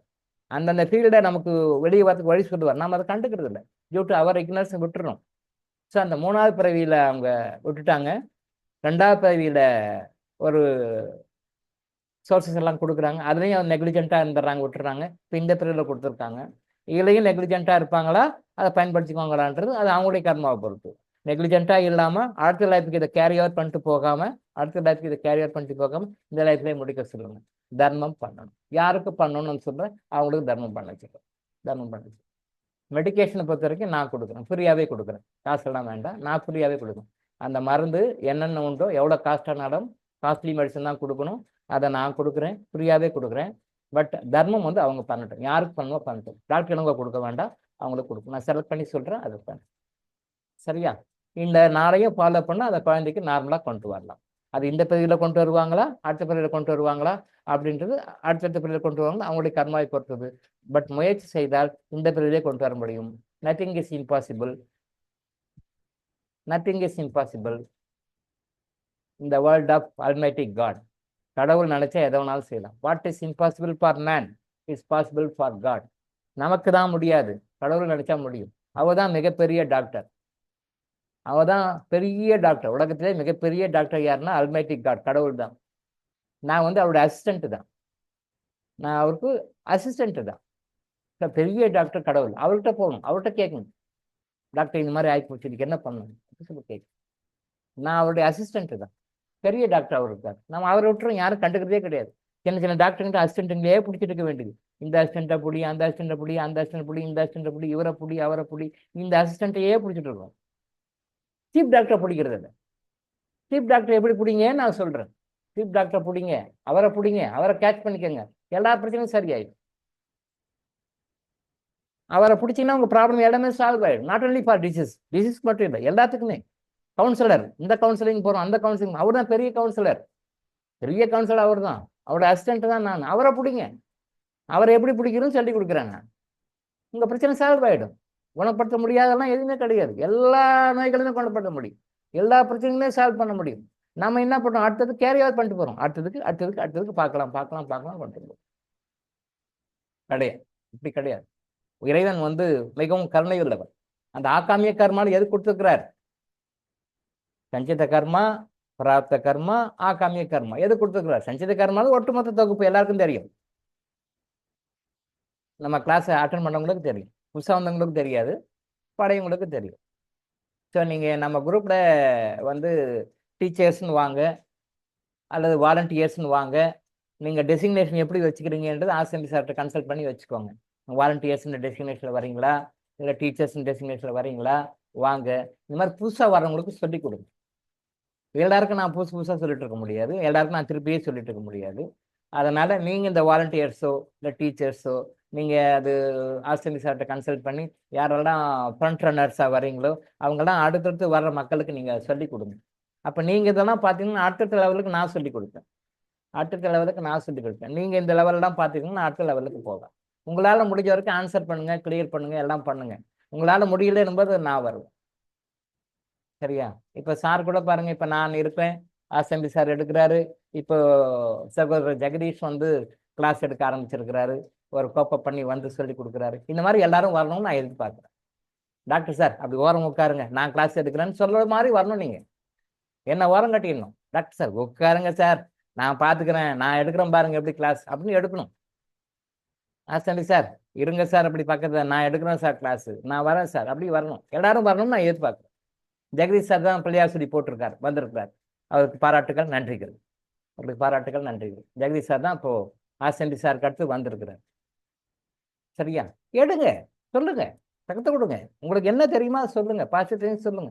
எல்லாருமே குருமார்களாக மாற வேண்டும், எல்லாருமே ஆசிரியர்களாக மாற வேண்டும், எல்லாருமே வழிகாட்டிகளாக மாற வேண்டும். அதுதான் நம்ம கர்மானிச்சிங்களும் எல்லாருமே அப்படிதான் வரணும்.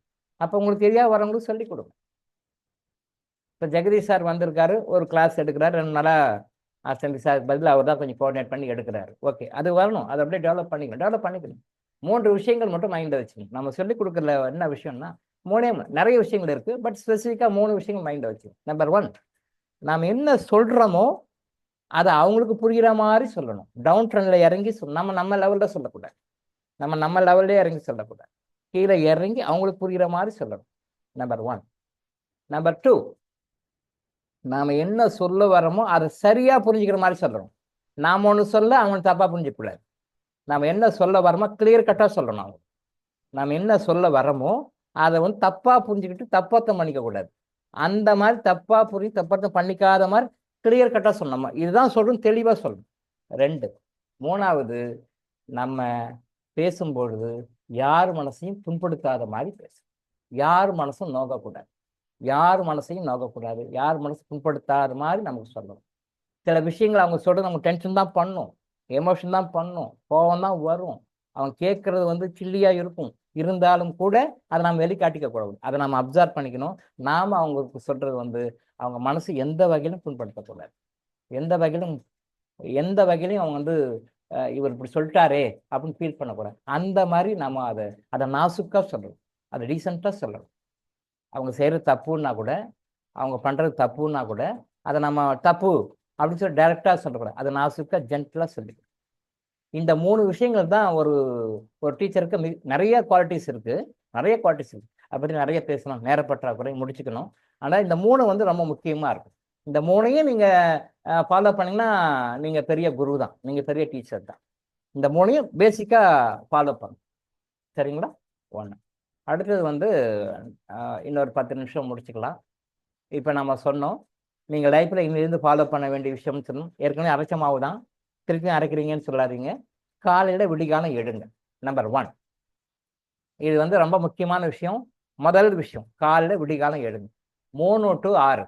இந்த 3 to 6 அப்படின்றது வந்து பிரம்ம முகூர்த்த நைட். யோகிகள் 3 மணிக்கு எழுவாங்க. மகான்கள் 3 மணிக்கு எழுவாங்க. நாம 3 மணிக்கு எழுறோம். 3 மணிக்கு நான் எழுறோம். பட் நீங்கள் அப்படி எழுணுன்றது சாதாரண மக்கள் வந்து ஒரு 4 மணிக்காவது எடுங்க. போகிகள் சொல்லுவாங்க 4 மணிக்காவது எடுங்க. சரி, முடியலையா 5 மணிக்காவது எடுங்க. அடுத்த லெவல் முடியவே முடியாது சார் அப்படின்னா சூரிய உதய டைம்ல பெட்ல இருக்காது. 6 மணி டெட் எண்ட் வச்சு நான் 3லேருந்து அப்படியே ஸ்டெப் பை ஸ்டெப்பாக வரேன். நான் 6 மணி சூரியன் உதயமான பிறகு தயவு செஞ்சு படுக்கையில் படுத்து இருக்காதீர்கள், வெளியே எழுந்துருங்க. அது லீவு நாளாக இருந்தாலும் கூட. லீவு நாளில் முறை போட்டு தூங்குறவங்க நிறைய பேர் இருக்காங்க. மதியானம் சாப்பிட்றது கிடையாது, காலையில் இருந்து பகலெல்லாம் தூங்க வேண்டியது, அப்புறம் ஃப்ரெஷ்ஷாக எழுந்துக்க வேண்டியது. சூரிய உதயம் ஆச்சு அப்படின்னு சொல்லி சொன்னால் அதுக்கு பிறகு பெட்டில் படுத்திருக்க கூடாது. அப்போ அதுக்கு தகுந்த மாதிரி என்ன பண்ணணும், அதுக்கு தகுந்த மாதிரி பிளான் பண்ணி முன்னாடியே படுக்கணும். நைட்டில் தயவு செஞ்சு சீக்கிரம் படுங்க. 8 மணி டார்கெட் வைங்க. 7 மணிக்கெல்லாம் சாப்பிடணும். 8 மணிக்கெல்லாம் படுக்கணும். சாப்பாட்டுக்கும் தூங்குறதுக்கும் மத்தியில் மினிமம் 1 hour கேப் இருக்கும். 2 hours பெஸ்ட். 7 மணிக்கெல்லாம் சாப்பிட்றீங்க, 9க்கெல்லாம் படுத்துறீங்க. 9க்கெல்லாம் பெட்டில் போய் படுத்து தூங்க ஆரம்பிச்சிடும். காலையில் எவ்வளோ சீக்கிரம் முடியுமோ அவ்வளோ சீக்கிரம் எடுங்க. 3 மணி டார்கெட். உங்களால் 3 மணிக்கு முடியாது, ஓகே, 4 மணியாவது டார்கெட் வச்சுக்கோங்க. 4 மணிக்கு எடுங்க.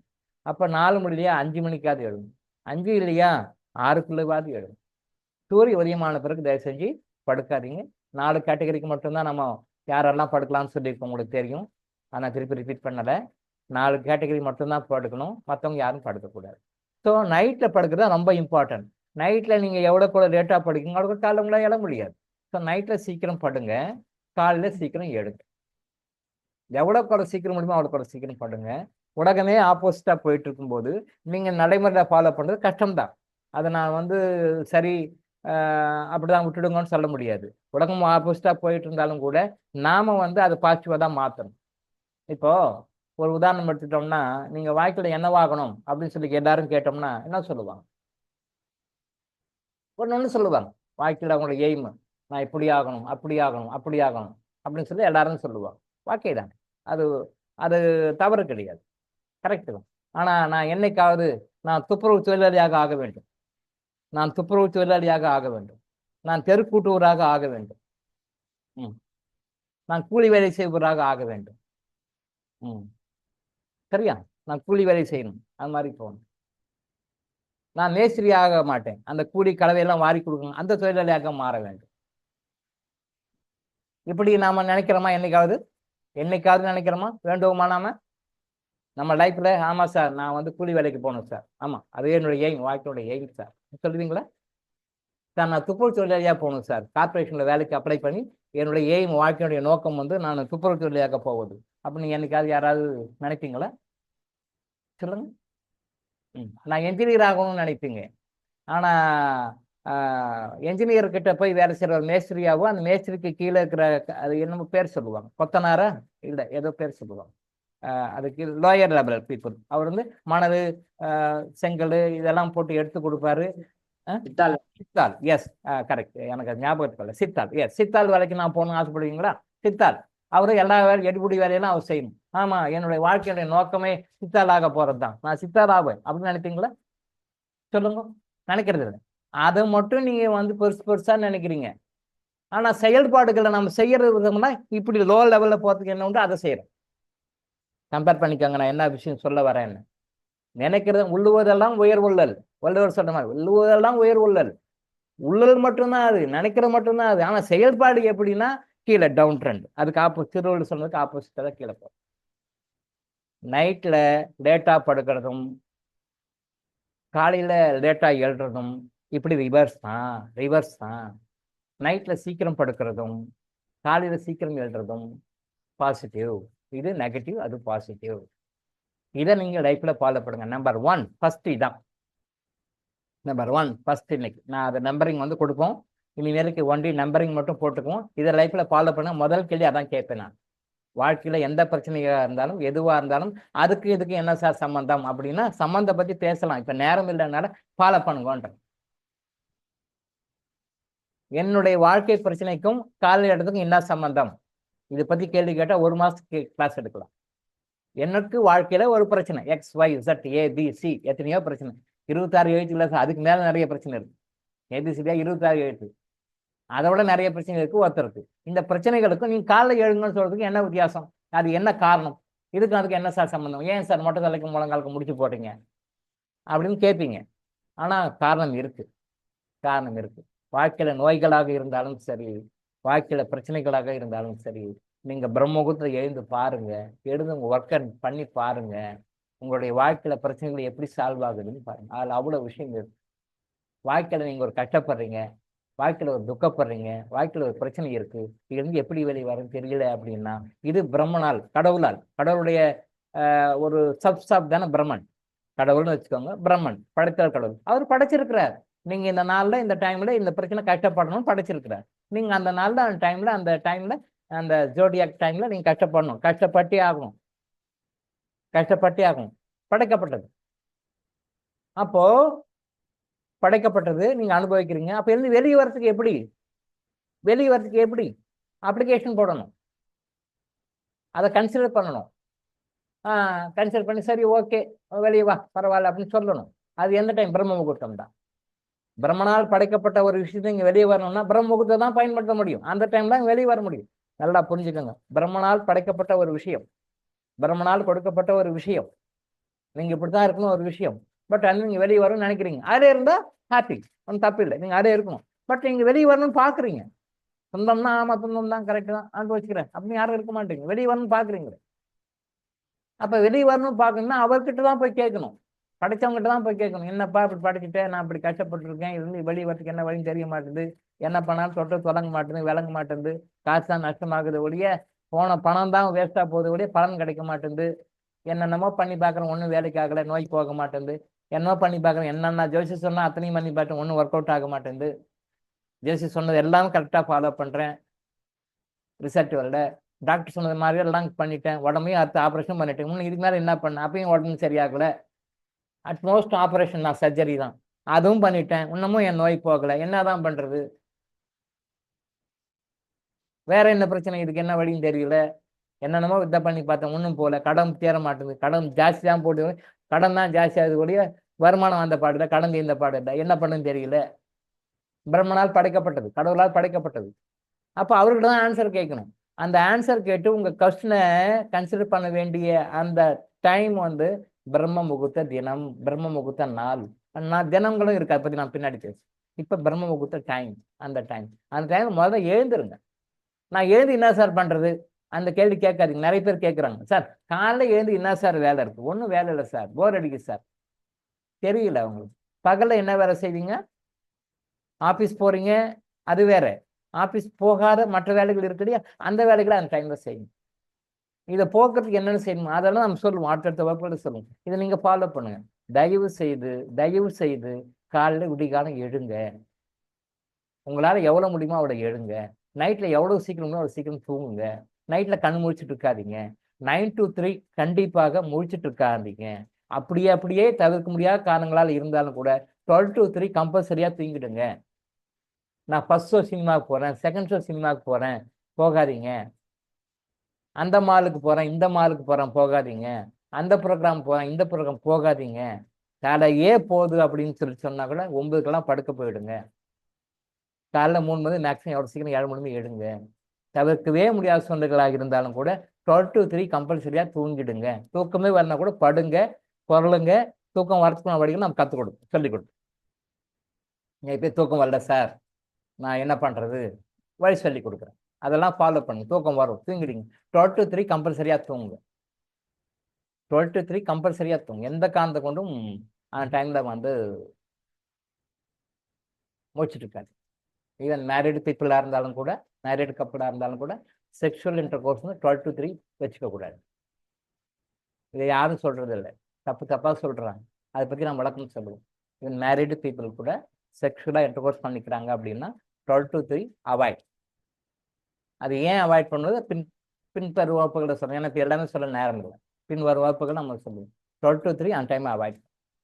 பிஃபோர் 12 முடிச்சுக்கணும். செக்ஷுவல் இன்டர் கோர்ஸை பிஃபோர் 12 முடிச்சுக்கணும். ஆஃப்டர் 12 பண்ணால் என்ன நடக்கும்னா அதை பற்றி பேசலாம். அதை பற்றி பேச நிறைய விஷயங்கள் இருக்குது. பின்னாடி புலம்புவீங்க, இப்படி அப்படின்னு புலம்புவீங்க. நீங்கள் இந்த செக்ஷுவலாக இன்டர்கோர்ஸ் பண்ணிக்கிற நேரத்தில் உருவான கரு உங்களுடைய குழந்தைங்களுடைய குணத்தை நிர்ணயிக்கிறது. யாருக்கும் தெரியாது. நைட்டெல்லாம் 12 மணி வரைக்கும் கிளாஸ் எடுக்கிறாங்க, 12 மணி வரைக்கும் கோர்ஸ் நடத்துகிறாங்க, 12 மணி வரைக்கும் அந்த கேள்வி பதிலாம் சொல்கிறாங்க. செக்ஸ் டாக்டர்ஸ் தப்பாக சொல்கிறாங்க, தப்பாக ஃபாலோ பண்ணுறாங்க, தப்பாக கஷ்டப்பட்டுருக்காங்க. மக்கள் தப்பாக பண்ணிட்டுருக்காங்க. ரொம்ப கொடுமையான விஷயம். அதில் ஒரு குரூப் வந்து ஃபஸ்லுர் ரஹ்மான் சொன்னார் அப்படின்னு சொல்லிட்டு அந்த இறைவழி மருத்துவத்தை ஃபாலோ பண்ணுறவங்க இவங்க ஒரு தப்பாக புரிஞ்சுக்கிட்டாங்க. இவங்க தப்பாக புரிஞ்சுக்கிட்டு அது வந்து அது கர்மா தான், நெகட்டிவ் கர்மா தான். இவங்க தப்பாக புரிஞ்சுக்கிட்டு அவங்க ஒரு குரூப் எடுக்கிறாங்க, கிளாஸ் எடுக்கிறாங்க. அந்த கிளாஸ் பேமெண்ட் பண்ணி கிளாஸ்க்கு போகிறாங்க. அது என்ன சொல்லி கொடுக்குறாங்க, அதை ஒரு ஜஸ்டிஃபை பண்ணுறாங்க. உடலுறவு அப்படின்றது வந்து பெண்கள் மாதவிடாய் ஆன உடனே முதல் 3 நாள் பண்ணணும், அது கம்பல்சரியாக பண்ணணும், அது ரொம்ப நல்லது, ஆரோக்கியத்துக்கு நல்லது அப்படின்னு சொல்லி கொடுக்குறாங்க. அதை சொல்லி கொடுக்குறாங்க, அதை கற்றுக்கிறாங்க, பேமெண்ட் பண்ணி கற்றுக்கிறாங்க. அந்த மாதிரி போனவங்க ஃபீட்பேக் எடுத்து பார்த்தா எப்படி இருந்தானா இப்படி ஆயிட்டேன். ஏதோ ஒரு படத்தில் பேக் வருவார் இல்லையா, எப்படி இருந்தானான் இப்படி ஆயிட்டேன். அந்த மாதிரி எப்படி இருந்தா நான் இப்படி ஆயிட்டேன் மாதிரி ஆயிட்டாங்க எல்லாரும். நான் சொன்னேன், கேட்கல யாரும். அது நல்ல கர்மா தானே கேட்பாங்க. நான் சொன்னேன், சார் இதெல்லாம் தப்பு சார், இப்படிலாம் பண்ணக்கூடாது சார். அதாவது செக்ஸ் ரீதியாக உடலுறவு அப்படின்றது வந்து ஒரு பெண் மாதவிடாய் ஆயிட்டுன்னா ஃபர்ஸ்ட் 5 days அந்த 3 நாள் அந்த மென்சஸ் முடிகிற வரைக்கும் அது மாதிரி பண்ணக்கூடாது சார். தப்பு சார், இது ரொம்ப ரொம்ப தப்பு சார். அதனால ஆண்களுக்கும் உடம்பு அடி வாங்கும், பெண்களுக்கும் உடம்பு அடி வாங்கும். ஆண்களுக்கு சம்மந்தப்பட்ட ஆணுக்கும் உடம்பு அடி வாங்கும், சம்மந்தப்பட்ட பெண்ணுக்கும் உடம்பு அடி வாங்கும். இது தெரியாது, இது சயின்ஸுக்கு தெரியாது. சயின்ஸுக்கு இதெல்லாம் தெரியாது. சயின்ஸ் இன்னும் ஒரு 10,000 20,000 வருஷம் கழிச்சு ஆராய்ச்சி பண்ணி இப்போ சொல்லும். அது வரைக்கும் யார் கஷ்டப்படுறது? அது வேண்டாம் சார், தப்பு சார், அது வேண்டான்னு. இல்லை சார், அது இப்படி தான் சார், அது ஒரு ஜஸ்டிஃபை பண்ணி சொன்னாங்க. அந்த 40 பேர் அந்த கிளாஸில் படித்தாங்க. யாரெல்லாம் ஃபாலோ பண்ணாங்களோ எல்லாருமே ஆஃப்டர் ஒரு 1 year அவங்கள பார்க்கும் பொழுது சொல் பேச்சு கேட்க மாட்டாங்க. ஏன்னா கர்மா கட்டு பண்ணுவாங்க. அதே தான் இப்போ நான் சொன்ன மாதிரி எப்படி இருந்தால் நான் இப்படி ஆயிட்டேன். ஆண்களும் சரி பெண்களும் சரி அப்படிதான் ஆயிட்டாங்க. தெரியல, அப்புறம் அது பிறகு நான் அதை பார்க்கல, என்ன கதி ஆனாங்கன்னு தெரியல, எல்லாம் விட்டுட்டு இருப்பாங்கன்னு நினைக்கிறேன். இப்போ அடி வாங்கின பிறகு விட்டுட்டு இருப்பாங்க. இதான் உண்மை. நிறைய விஷயங்கள் இருக்கு. அதனால ஈவன் அந்த 12 to 3 செக்ஷுவல் இன்டர்கோர்ஸ் வச்சுக்காதீங்க. பிஃபோர் 12 அதோட முடிஞ்சு போச்சு. அப்போ அத்தமாக நீங்கள் ப்ரிப்பேர் ஆகிக்கணும். அத்தமாக ப்ரிப்பேர் ஆகிக்கணும். என்னடா டாக்டர் பப்ளிக்காக இதெல்லாம் பேசுகிறாரு, ஏன்னா பப்ளிக்காக பேச வேண்டிய விஷயம் தான். இதெல்லாம் ஒன்றும் ரகசியமான விஷயம்லாம் கிடையாது. நம்மளை விட இன்னைக்கு இருக்கிற யங் ஜெனரேஷன் தான் நம்மளை விட அட்வான்ஸாக பேசுகிறாங்க. ப்ராக்டிக்கலாகவே சொல்கிறாங்க அட்வான்ஸாக. ஸ்கூல் ஸ்டூடெண்ட்ஸ் காலேஜுக்கெல்லாம் போகாதீங்க, அதுக்கு லெவலுக்கெல்லாம் யூனிவர்சிட்டி லெவல்லாம் போகும். ஸ்கூல் ஸ்டூடெண்ட்ஸு செக்ஸ் எஜுகேஷன் நம்மளோட நமக்கே பாடம் சொல்லி கொடுப்பாங்க. அந்த அளவுக்கு தேர்வு இருக்கிறாங்க. எப்படி போயிட்டு இருக்காங்க மக்கள் அட்வான்ஸாக பாருங்க. அதனால டாக்டர் இப்படி சொல்றாருன்னு நினைக்காதீங்க. ஏன்னா இப்படி சொல்லாமல் நீ எப்படி சொல்றோம். ஆனால் வாங்கிக்கிறவங்க வாங்கிக்கிங்க. ஏன்னா நம்ம இதில் யாரும் ஸ்டூடெண்ட்ஸ் எல்லாம் யாரும் இல்லை, சின்ன பசங்களாம் யாரும் இல்லை. ஒரு முறை ஒரு 3 months முன்னாடி ஏதோ குழந்தைகளுக்கெல்லாம் கிளாஸ் எடுக்கலாம், ஈவினிங்கில் கிளாஸ் எடுத்தீங்கன்னா நான் கூட எங்கள் பேர பிள்ளைங்க வைக்கிறேன், நல்லா எடுக்கிறீங்க அப்படின்னு சொல்லிட்டு ஆஸ்தம்பி சார்கிட்ட நிறைய கேட்டிருந்தாங்க. நீங்கள் குரூப்லேயும் போட்டிருந்தாங்க. ஆஸ்தம்பி சார்கிட்ட கேட்டேன், என்ன சார் எல்லாம் ரொம்ப லைக் பண்ணுறாங்க, கிளாஸ் எடுக்கிறீங்களா? ஐயோ சாமி என்னை விட்டுருங்க சார், என்னால் முடியல, நான் இதுக்கே சாப்பிட முடியல, தூங்க முடியல, டைம் கிடைக்கல, என்னை விட்டுருங்க சார், நான் இதெல்லாம் வேணாம், இதை மட்டுமே பார்த்துக்கிறேன்னாரு. அவர் சொல்லும்போது ரொம்ப தமாஷா இருந்தது. அப்படியே அழுண்டு போயிட்டார் அவர். உண்மையிலே கஷ்டம்தான். காலையில் உங்களுக்கெல்லாம் முன்னாடி எழுந்து ரெடி ஆகிட்டு அதை எல்லாமே மெசேஜ் எல்லாம் கவர் பண்ணி உங்களுக்கு கரெக்டாக எடுத்து சொல்லணும் சாதாரணமான விஷயம் கிடையாது. உங்களுக்கு ஒரு கொடுக்கணுன்றது சாதாரணமான விஷயம் கிடையாது. இப்போ நான் இருக்கேன்னா அவர் அதான் சொல்லுவேன், சார் நீங்கள் வரீங்க போகிறீங்க பேசி போயிட்டே இருந்துறீங்க சார், பட் நான் அப்படி இல்லை சார், நான் எல்லாம் எடுத்து கம்பேர் பண்ணி கொடுக்கணும், லேட் ஆகுது சார், நைட்டை கூட ரொம்ப லேட் ஆகுது, 12 மணி ஆகிடுது சார், உட்காந்து ரெடி பண்ணி அடுத்த நாள் கிளாஸ் ப்ரிப்பேர் ஆகும். உண்மைதான். அது எல்லாம் ரெடி பண்ணி ஆத்தென்டிக்காக எடுத்து போட்டு கொடுக்கும்போது முடியல. அப்போ இதுவே முடியலன்னும் போது அந்த கிளாஸ் எடுத்தா முடியாது சார் அப்படின்னா உண்மைதான், வாஸ்தவமான விஷயம். ஸோ இந்த கருத்தை வெளியே சொல்றதுன்றது சாதாரணமான விஷயம் கிடையாது.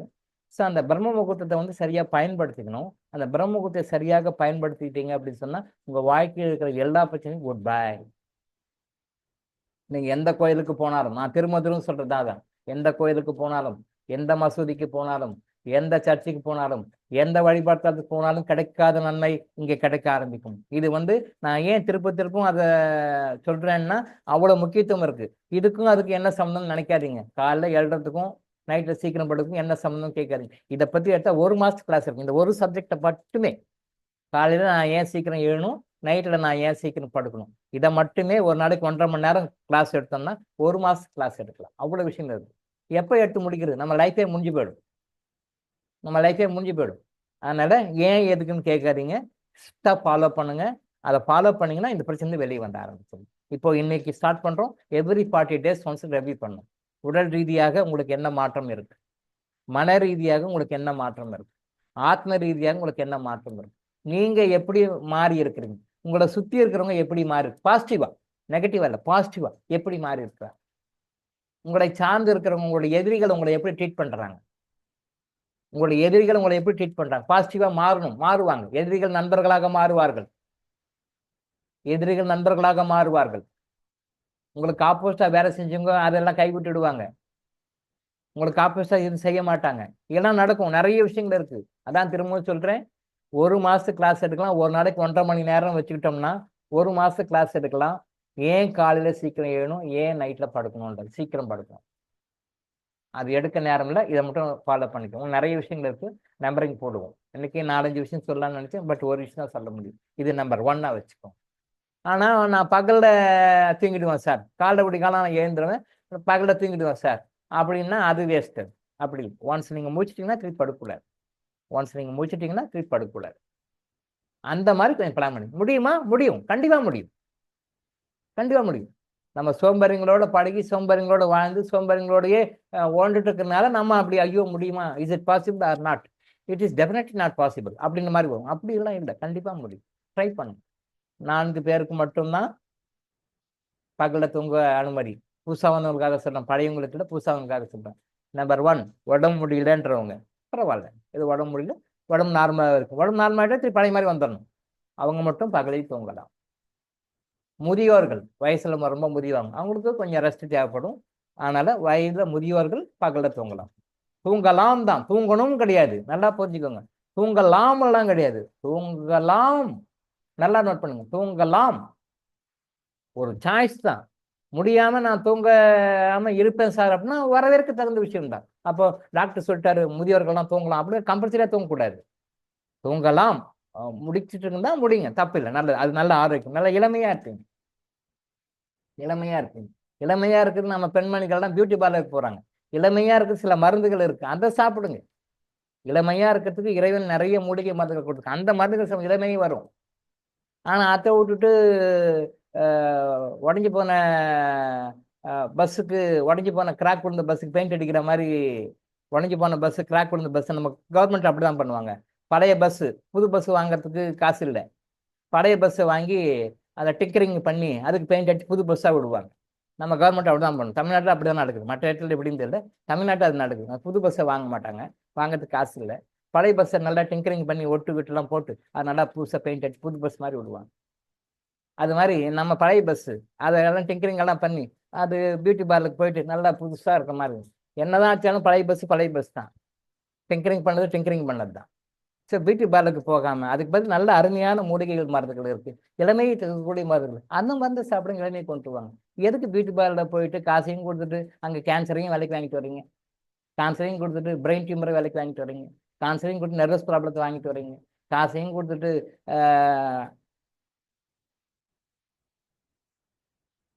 யூட்ரஸு, ஓவரிஸு, இந்த மாதிரியான ஹார்மோன் இம்பேலன்ஸு, இந்த பிரச்சனைகள்லாம் வர்றதுக்கு உண்டான விஷயங்களை அங்கேருந்து வாங்கிட்டு வரீங்க. நீங்கள் அப்படி தான் போயிட்டு வாங்கி தெரியல. நிறைய பியூட்டி பார்லருக்கு தெரியல, பெருமையாக நினைக்கிறீங்க. இங்கே போனேன் அங்கே போனேன் அதை பண்ணேன் இதை பண்ணேன். நீங்கள் எல்லாம் விலைக்கு வாங்கிட்டு வரீங்கன்னு உங்களுக்கு தெரியல. கேன்சரை வாங்கிட்டு வரீங்க, யூட்ரஸ் ஓவரிஸில் பிரச்சனை வாங்கிட்டு வரீங்க. ரீப்ரொடக்டிவ் சிஸ்டம்னு சொல்லுவாங்க. ரீப்ரொடக்டிவ் சிஸ்டம், இனப்பெருக்க மண்டலம்னு சொல்லுவாங்க. அந்த மாதிரி மண்டலத்தில் இருக்கிற நோய்களை விலைக்கு வாங்கிட்டு வரீங்க, நரம்பு தளர்ச்சி விலைக்கு வாங்கிட்டு வரீங்க, நிறைய விஷயங்களை வாங்கிட்டு வரீங்க. நேரப்பட்டாக்குனால சுருக்கமாக கொடுக்குது. நிறைய விஷயங்கள் விலைக்கு வாங்கிட்டு வரீங்க. இந்தாங்க காசு பிடிங்க, வாங்கிட்டோம். இந்தாங்க காசு பிடிங்க, வாங்க.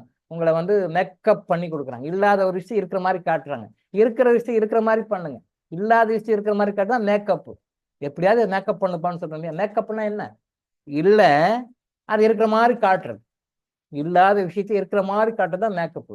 நீங்க மேக்கப்புக்காக போய் பியூட்டி பார்லர் செலவு பண்ணிட்டு இல்லாத விஷயம் இருக்கிற மாதிரி காட்டுவீங்க. எத்தனை நாள் காட்டுவீங்க? நிறைய பிரச்சனை கஷ்டங்கள் வரும். So say good bye to beauty parlours. இயற்கைக்கு வாங்க. இயற்கையில் நிறைய மருந்து இருக்கு, அதை சாப்பிடுங்க. நல்ல இளமையா இருங்க, பியூட்டியா இருங்க. ஹஸ்பண்டை கவர் பண்ணுங்க. யாரும் உங்களை வேணாம்னா கவர் பண்ணுங்க. பிவி சில்சர் மாதிரி அடுத்தவங்கள கவர் பண்ணக்கூடாது. உங்க ஹஸ்பண்டை கவர் பண்ணுங்க. நீங்க கவர் பண்ணி கைக்குள்ள வச்சுக்கணும். ஹஸ்பண்ட் உட்காரணும், எழுணும். அந்த அந்த கவரிங் கெப்பாசிட்டி உங்களுக்கு தெரியல. சார் அவர் அங்கே போறாரு சார், இங்கே போறாரு சார், அவங்ககிட்ட பேசுறாரு சார், இவங்ககிட்ட பேசுறாரு சார், அப்படி போறாரு சார், இப்படி போறாங்க, புலம்புறீங்க. ஹஸ்பண்ட் கைக்குள்ள வச்சுக்க தெரியல உங்களுக்கு. அந்த டிப்ஸ் எல்லாம் யாரும் சரியாக சொல்லி தர மாட்டாங்க. பர்சனலாக கேட்டால் சொல்லி கொடுக்குறேன், நான் பப்ளிக்காக சொல்ல முடியாது. அதெல்லாம் ஃபாலோ பண்ணுங்க. உங்கள் ஹஸ்பண்டை கவர் பண்ணி வைங்க. நீங்கள் உங்கள் ஹஸ்பண்டை கவர் பண்ணாதனால தான் யாரோ ஒருத்தர் வந்து கவர் பண்ணுறாங்க. நீங்கள் எங்கேயோ ஒரு விஷயத்தை மிஸ் பண்ணிடுறீங்க. அதை அவங்க டெக்னிக் எடுத்து அவங்க பிடிச்சிக்கிறாங்க. சார் அங்கே போயிட்டார் சார், எங்கிட்ட வரமாட்டார் சார், அவர்கிட்ட போறார் சார், எங்கிட்ட வரமாட்டார் சார், நான் கட்டின ஒய்ஃபு சார், நான் முதல் மனைவி சார், அவங்க ரெண்டாவது மூணாவது இருக்காங்க சார். என்ன அப்போ நீங்க அவர் கவர் பண்ணி வசியம் பண்ணி வச்சுக்க தெரியலன்னு அர்த்தம். அப்போ வசியம் பண்ண தெரியலன்னு அர்த்தம். அந்த வசியம் பண்ற டெக்னிக்கு கத்துக்கோங்க. தெரியலன்னா என்கிட்ட கேளுங்க, நான் சொல்லி கொடுக்குறேன். கத்துக்கோங்க. உங்க ஹஸ்பண்டை வசியம் பண்ணி வச்சுக்கணும். ஹஸ்பண்டுங்களுக்கும் அதே தான். ஒய்ஃபை கவர் பண்ணி வச்சுக்கணும். ஒய்ஃபை கவர் பண்ணி வச்சுக்கணும். அம்மா உட்காருனா உட்கார்ந்து எழுதணும். அந்த மாதிரி ஒய்ஃபை கைக்குள்ள வச்சுக்கணும். தெரியல மக்களுக்கு. சார் சொல் பேச்சு கேட்க மாட்டேறா சார், நான் எது சொன்னாலும் ஆப்போசிட்டா பண்றா சார், நான் எது சொன்னாலும் ஆப்போசிட்டா பண்றாங்க சார், எதுவுமே கேட்க மாட்டாங்க சார். அவங்க பேச்சு கேட்க என் பேச்சு சாரி, அவங்க பேச்சு கேட்கறாங்க என் பேச்சு கேட்க மாட்டாங்க. எனக்கு மதிப்பே இல்லை சார், மரியாதை இல்லை சார். நான் ஒன்று சொன்னா அவங்க ஒன்று பண்றாங்க சார், டார்ச்சர் பண்றாங்க சார், டென்ஷன் பண்றாங்க சார். இந்த இந்த பீரியடோட இவங்க முடிச்சிடணும் சார், அதுக்கு மேல வேற ஒய்ஃபை வரக்கூடாது சார், இந்த ஒய்ஃபை வரக்கூடாது, அதுக்கு என்ன சார் சொல்லுங்க. அப்படி எப்படி இல்லை. அந்த ஒய்ஃபை கவர் பண்ற டெக்னிக்ஸ் எல்லாம் நிறைய இருக்கு. கேளுங்க, சொல்லி கொடுக்குறேன். பர்சனலா பப்ளிக்காக சொல்ல முடியாது. அதெல்லாம் ஃபாலோ பண்ணுங்க. உங்கள் ஒய்ஃபை கவர் பண்ணிக்கோங்க. உங்கள் ஒய்ஃபை, அடுத்தவங்க ஒய்ஃபை இல்லை, நம்ம ஒய்ஃபை நம்ம தாலி கட்டினி கொண்டு வந்து அந்த மனைவியை கவர் பண்ணுங்க. அவங்கள வசியம் பண்ணுங்க. அவங்களோட சேர்ந்து சந்தோஷமா வாழுங்க. சீரியலில் வர மாதிரி அடுத்தவங்க பொண்டாட்டிக்கிட்ட பண்ணக்கூடாது. அடுத்தவங்க ஒய்ஃபுக்கு போய் இந்த டெக்னிக்கெல்லாம் அங்கே அப்ளை பண்ணக்கூடாது. இந்த டெக்னிக்கெல்லாம் அங்கே அப்ளை பண்ணி அடுத்தவங்க ஒய்ஃபை இருக்கக்கூடாது. அது தப்பு. அது சீரியலில் சொல்லிக்கணும், அதெல்லாம் தப்பு. நம்ம ஒய்ஃபை நம்ம வசியம் பண்ணணும். நம்ம ஒய்ஃபை நம்ம கவர் பண்ணணும். நம்ம ஒய்ஃபை வசீகரிச்சு கைக்குள்ளே வச்சுக்கணும். ஆடுனா ஆடணும், பாடுனா பாடணும். அந்த மாதிரி வைப்பை நாம வச்சுக்கணும். நமக்கு தெரியல. நீங்க பர்சனலா கால் பண்ணுங்க, சொல்லி கொடுக்குறேன். அப்போ உங்கள் ஒய்ஃபை கால் பண்ணி வச்சு அவங்களோட சந்தோஷமாக வாழணும். இந்த டெக்னிக் கற்றுக்கணும். யாரும் சொல்லிக் கொடுக்கணும், தப்பு தப்பாக சொல்லிக் கொடுக்குறாங்க, தப்பு தப்பாக ஃபாலோ பண்ணாங்க, தப்பு தப்பாக கஷ்டப்பட்டுருங்க. ஓகே. ஸோ இந்த முதல்ல காலையில் எழுற பழக்கத்தை வச்சுக்கோங்க. முடிஞ்ச வரைக்கும் பகலில் வந்து தூங்காமல் இருக்கிற மாதிரி பாருங்கள். நோயாளிகள் பேர் சொல்லக்கூடாது, தப்பு. அது அந்த வேர்டு கூட தப்பு. நோயால் சஃபர் ஆகிட்டு இருக்கிறவங்க, அவங்க நோயாளிகள் முத்திரை குத்தக்கூடாது. நோயாளிகள் ஆரோக்கியம் வேண்டும் பாருங்க. நம்ம அப்ளிகேஷன் நம்ம டேட்டாலாம் வந்து நோயாளிகள் எங்கேயுமே இருக்காது. ஆரோக்கியம் போர்வு, ஆரோக்கியம் வேணும் அவங்களுக்கு, அதுதான். ஸோ அந்த மாதிரி உடம்பு முடியா இருக்கும்போது படுக்கலாம். உடம்பு சரிணும் நார்மலுக்கு வந்துடும். பகலை தூங்காது. முதியோர்கள் முடியல அப்படின்னா படுக்கலாம், தப்பு இல்லை. உங்களால் முடியும் பகலை தூங்காமல் இருக்க முடியும்னா இருங்க, சந்தோஷம். வேறு வழி இல்லாமல் தூங்கணும்னா தூங்கணும், அதர்வைஸ் முடியும். கர்ப்பிணி பெண்கள் அப்படின்னும்போது முடிஞ்ச வரைக்கும் ட்ரை பண்ணுங்க. பகலில் முடிச்சுட்டு இருக்கிற மாதிரி பாருங்க. பகலில் முடிச்சுட்டுங்க, நைட்டில் தூங்குங்க. முடிஞ்ச வரைக்கும் பகலில் தூங்காத அவாய்ட் பண்ணுங்க. முடியல, ரொம்ப டயர்டாக இருக்க முடியலன்னா தூங்குங்க, பரவாயில்ல, தப்பு. ஒரு எக்ஸப்ஷன் தான். கர்ப்பிணி பெண்கள் வந்து எவ்வளோக்குளோ பகலில் தூங்காமல் இருக்காங்களோ அவ்வளோக்குளோ அந்த குழந்தை வந்து நல்லா ஆரோக்கியமாகவும் புத்திசாலியாகவும் உங்கள் பேர் சொல்கிற மாதிரியும் இருக்கும். ஆரோக்கியமாகவும் புத்திசாலியாகவும் உங்கள் பேர் சொல்கிற மாதிரி புள்ள வாழும். இன்னும் நிறைய பெனிஃபிட்ஸ் இருக்குது. இன்னும் நிறைய பெனிஃபிட். நீங்கள் பகலில் தூங்காமல் இருந்து அந்த குழந்தைய நீங்கள் பெற்று எடுத்து இந்த சமுதாயத்துக்கு கொடுத்தீங்கன்னா அது வந்து ஆரோக்கியமான குழந்தையாக இருக்கும். அதனால் மற்றவங்களாம் வாழ்வாங்க, நல்லா இருப்பாங்க, ஹாப்பியாக இருப்பாங்க. அந்த மாதிரி ஒரு ஆரோக்கியமான பெற்று சமுதாயம் கொடுக்க வேண்டிய உங்களுடைய கடமை. ஆனால் தயவு செய்து முடிஞ்ச வரைக்கும் ட்ரை பண்ணுங்க. முடியலைன்னா தூங்க பரவாயில்ல. ஆனால் முடிஞ்ச வரைக்கும் நீங்கள் தூங்காமல் இருந்து நைட்டில் தூங்கி பகலில் தூங்காமல் இருந்தீங்கன்னா கர்ப்பிணி பெண்கள் கூட அந்த குழந்தை அந்த லைஃப்பில் அது நல்லா சந்தோஷமாக ஹாப்பியாக இருக்கும். உங்கள் பேர் சொல்கிற மாதிரி இருக்கும். நல்லா அதுவும் நல்லா வாழும். உங்கள் பரம்பரை பேர் சொல்கிற மாதிரி அது குழந்தை வாழும். அது பெண் குழந்தையாக இருந்தாலும் சரி, ஆண் குழந்தையாக இருந்தாலும் முடிஞ்ச வரைக்கும் ட்ரை பண்ணுங்கள். முடியலைன்னா தூங்க பரவாயில்ல. குழந்தைகள் கூட அது முடிச்சிட்டு இருக்கு அப்படின்னா ஓகே, அதை விட்டுடுங்க. அதை கம்பல் பண்ணி தூங்க வைக்காதீங்க, அதுவாக தூங்கும். பட் பகலில் குழந்தைகள் தூங்கலாம். ஏன்னா குழந்தைகளை பொறுத்த வரைக்கும் அவங்க குழந்தைங்க வந்து வளருவாங்க. அது நைட்டையே நல்லா நிறைய வளருவாங்க, பகல்லையும் வளருவாங்க. அந்த குழந்தை ஒரு each and every second develop ஆகும், கொஞ்சமாக வளரும். அப்போ பகல்லையும் தூங்கலாம், குழந்தை தப்பு இல்லை. ஆனால் அதே நேரத்தில் குழந்தை பகலில் முழிச்சிட்டு இருக்கு அப்படின்னா அதை கம்பல் பண்ணி தூங்க வைக்காது. குழந்தை பகலில் முடிச்சு தான் முழிக்கட்டும், பட் நைட்டு நல்லா தூங்கணும். குழந்தை நல்லா தூங்கும். அது பிறந்த குழந்தை இருந்து எந்த குழந்தைங்க இருந்தோ நைட்டு நல்லா டீப்பாக தூங்கும். நல்லா தூங்க விட்டுடுங்க. கடவுள் தூங்குறதுக்காக கொடுத்த டைம் 6 to 6. கடவுள் தூங்குறதுக்காக கொடுத்த டைம் 6 to 6. நைட் 6லேருந்து காலையில் 6 வரைக்கும் 12 hours தூங்குறதுக்காக கொடுத்த நேரம். எல்லாருக்குமே மற்றவங்க அடல்ட்ஸ் வந்து பார்ஷியலாக யூஸ் பண்ணிக்கிறோம். குழந்தைகள் தாராளமாக தூங்கலாம்.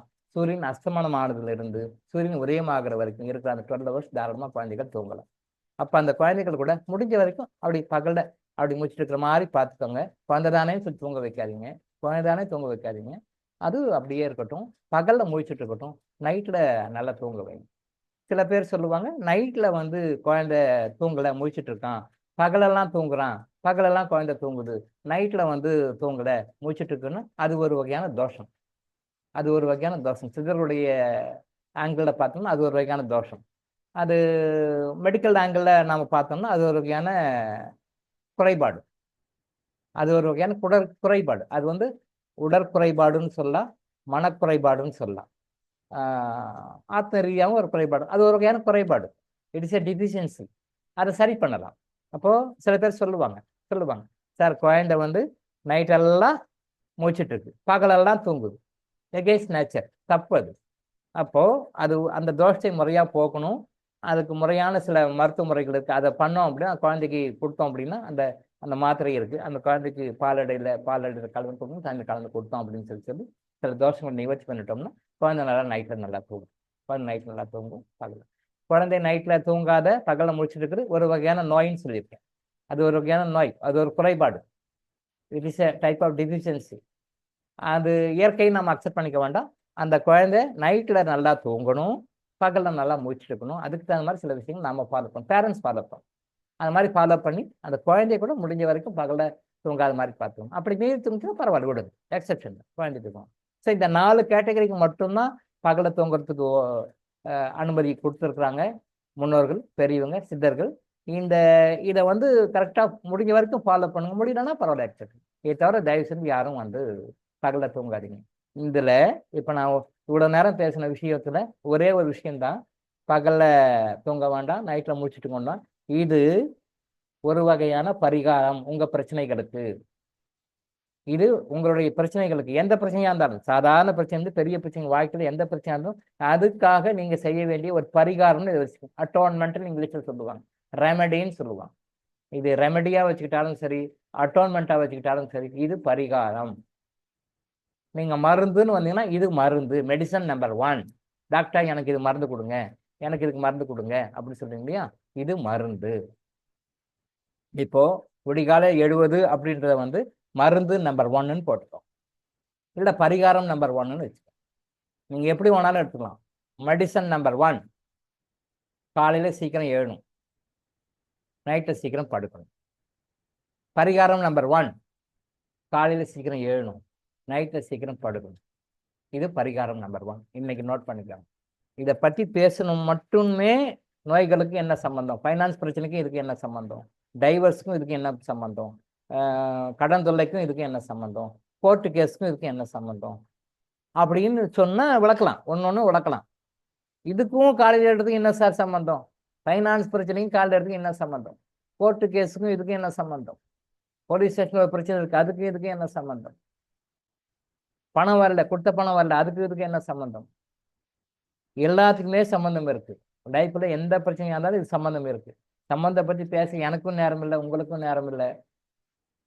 லைஃப்ல இதை எக்ஸிக்யூட் பண்ணி அதெல்லாம் உணர்ந்து அதுக்கு பிறகு ஃபாலோ பண்ணுறதுக்கும் நேரம் இல்லை. அதனால எது எப்படியா இருந்தாலும் எடுத்து ஓரம் கட்டிட்டு லைஃப்ல இங்கிலிருந்து ஃபாலோ பண்ண ஆரம்பிங்க. டே 1 இன்னைக்கு நம்பர் 1. இது நீங்கள் பரிகாரம் 1ன்னு போட்டுக்கிட்டாலும் சரி, பிரச்சனைகளுக்காக, வாழ்க்கை பிரச்சனைகளுக்காக, நோய்களுக்காக மருந்து 1 போட்டாலும் சரி, மருந்து இதுதான். நீங்கள் இதெல்லாம் ஃபாலோ பண்ணால் மருந்துகளே தேவையில்லை, பரிகாரங்களே தேவையில்லை. உங்களுடைய எல்லா பிரச்சனைகளும் வெளியே வந்துடுவீங்க, எல்லா நோய்களும் வெளியே வந்துடுவீங்க. உங்களுக்கு வாழ்க்கை பிரச்சனை, நோய்கள், கஷ்டங்கள் எதுவுமே இருக்காது. ப்ளஸ் நம்பர் 1 ஃபர்ஸ்ட் கேட் மாதிரி வச்சுக்கலாம். காலையில் விடிகாலம் எழுந்து இதுக்கு எவ்வளோ முயற்சி பண்ணணும் பண்ணுங்க. இது முயற்சி பண்ணி முடியல, நான் தோற்று போகிறேன், என்னால் ஃபாலோ பண்ண முடியல அப்படின்னு சொன்னால் உங்களுடைய ஒப்பீனியன் வியூஸ் என்னன்னு சொல்லி போடுங்க. அதை எப்படி ரெக்கவர் பண்ணி ரெமெடி பண்ணி இது நீங்கள் ஜெயிச்சு வர்றதுன்னு வழி சொல்லுவோம். சரியா? இன்னைக்கு இதோட நான் முடிச்சுக்கோம். திரும்ப நாம் நாளை மீண்டும் சந்திப்போம். இன்னைக்கு நம்பர் 1 காலையில் விடிகாலம் எழணும், நைட்டை சீக்கிரம் படுக்கும். இதை வச்சுக்கோங்க. மீண்டும் நாம் நாளை சந்திப்போம். நன்றி, வணக்கம்.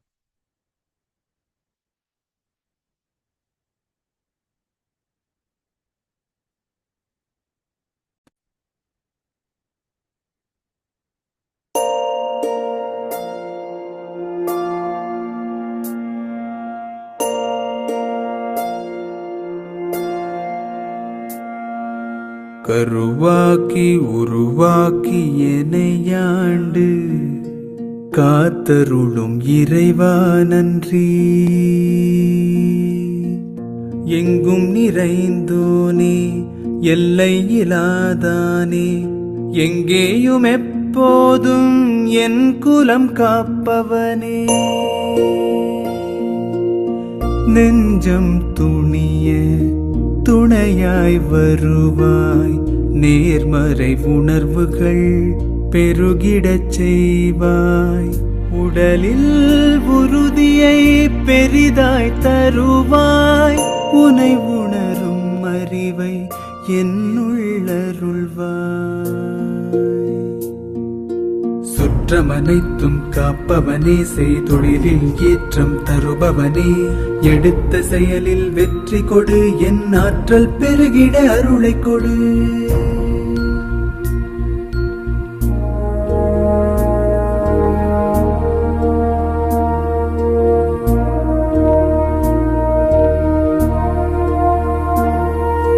கருவாக்கி உருவாக்கி எனையாண்டு காத்தருளும் இறைவா நன்றி.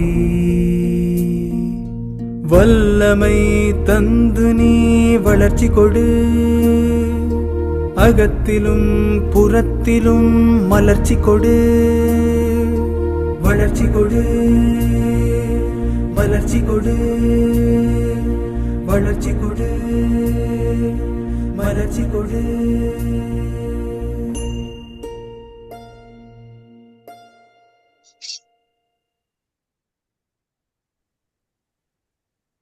ஐயா மிக்க நன்றிகள் ஐயா.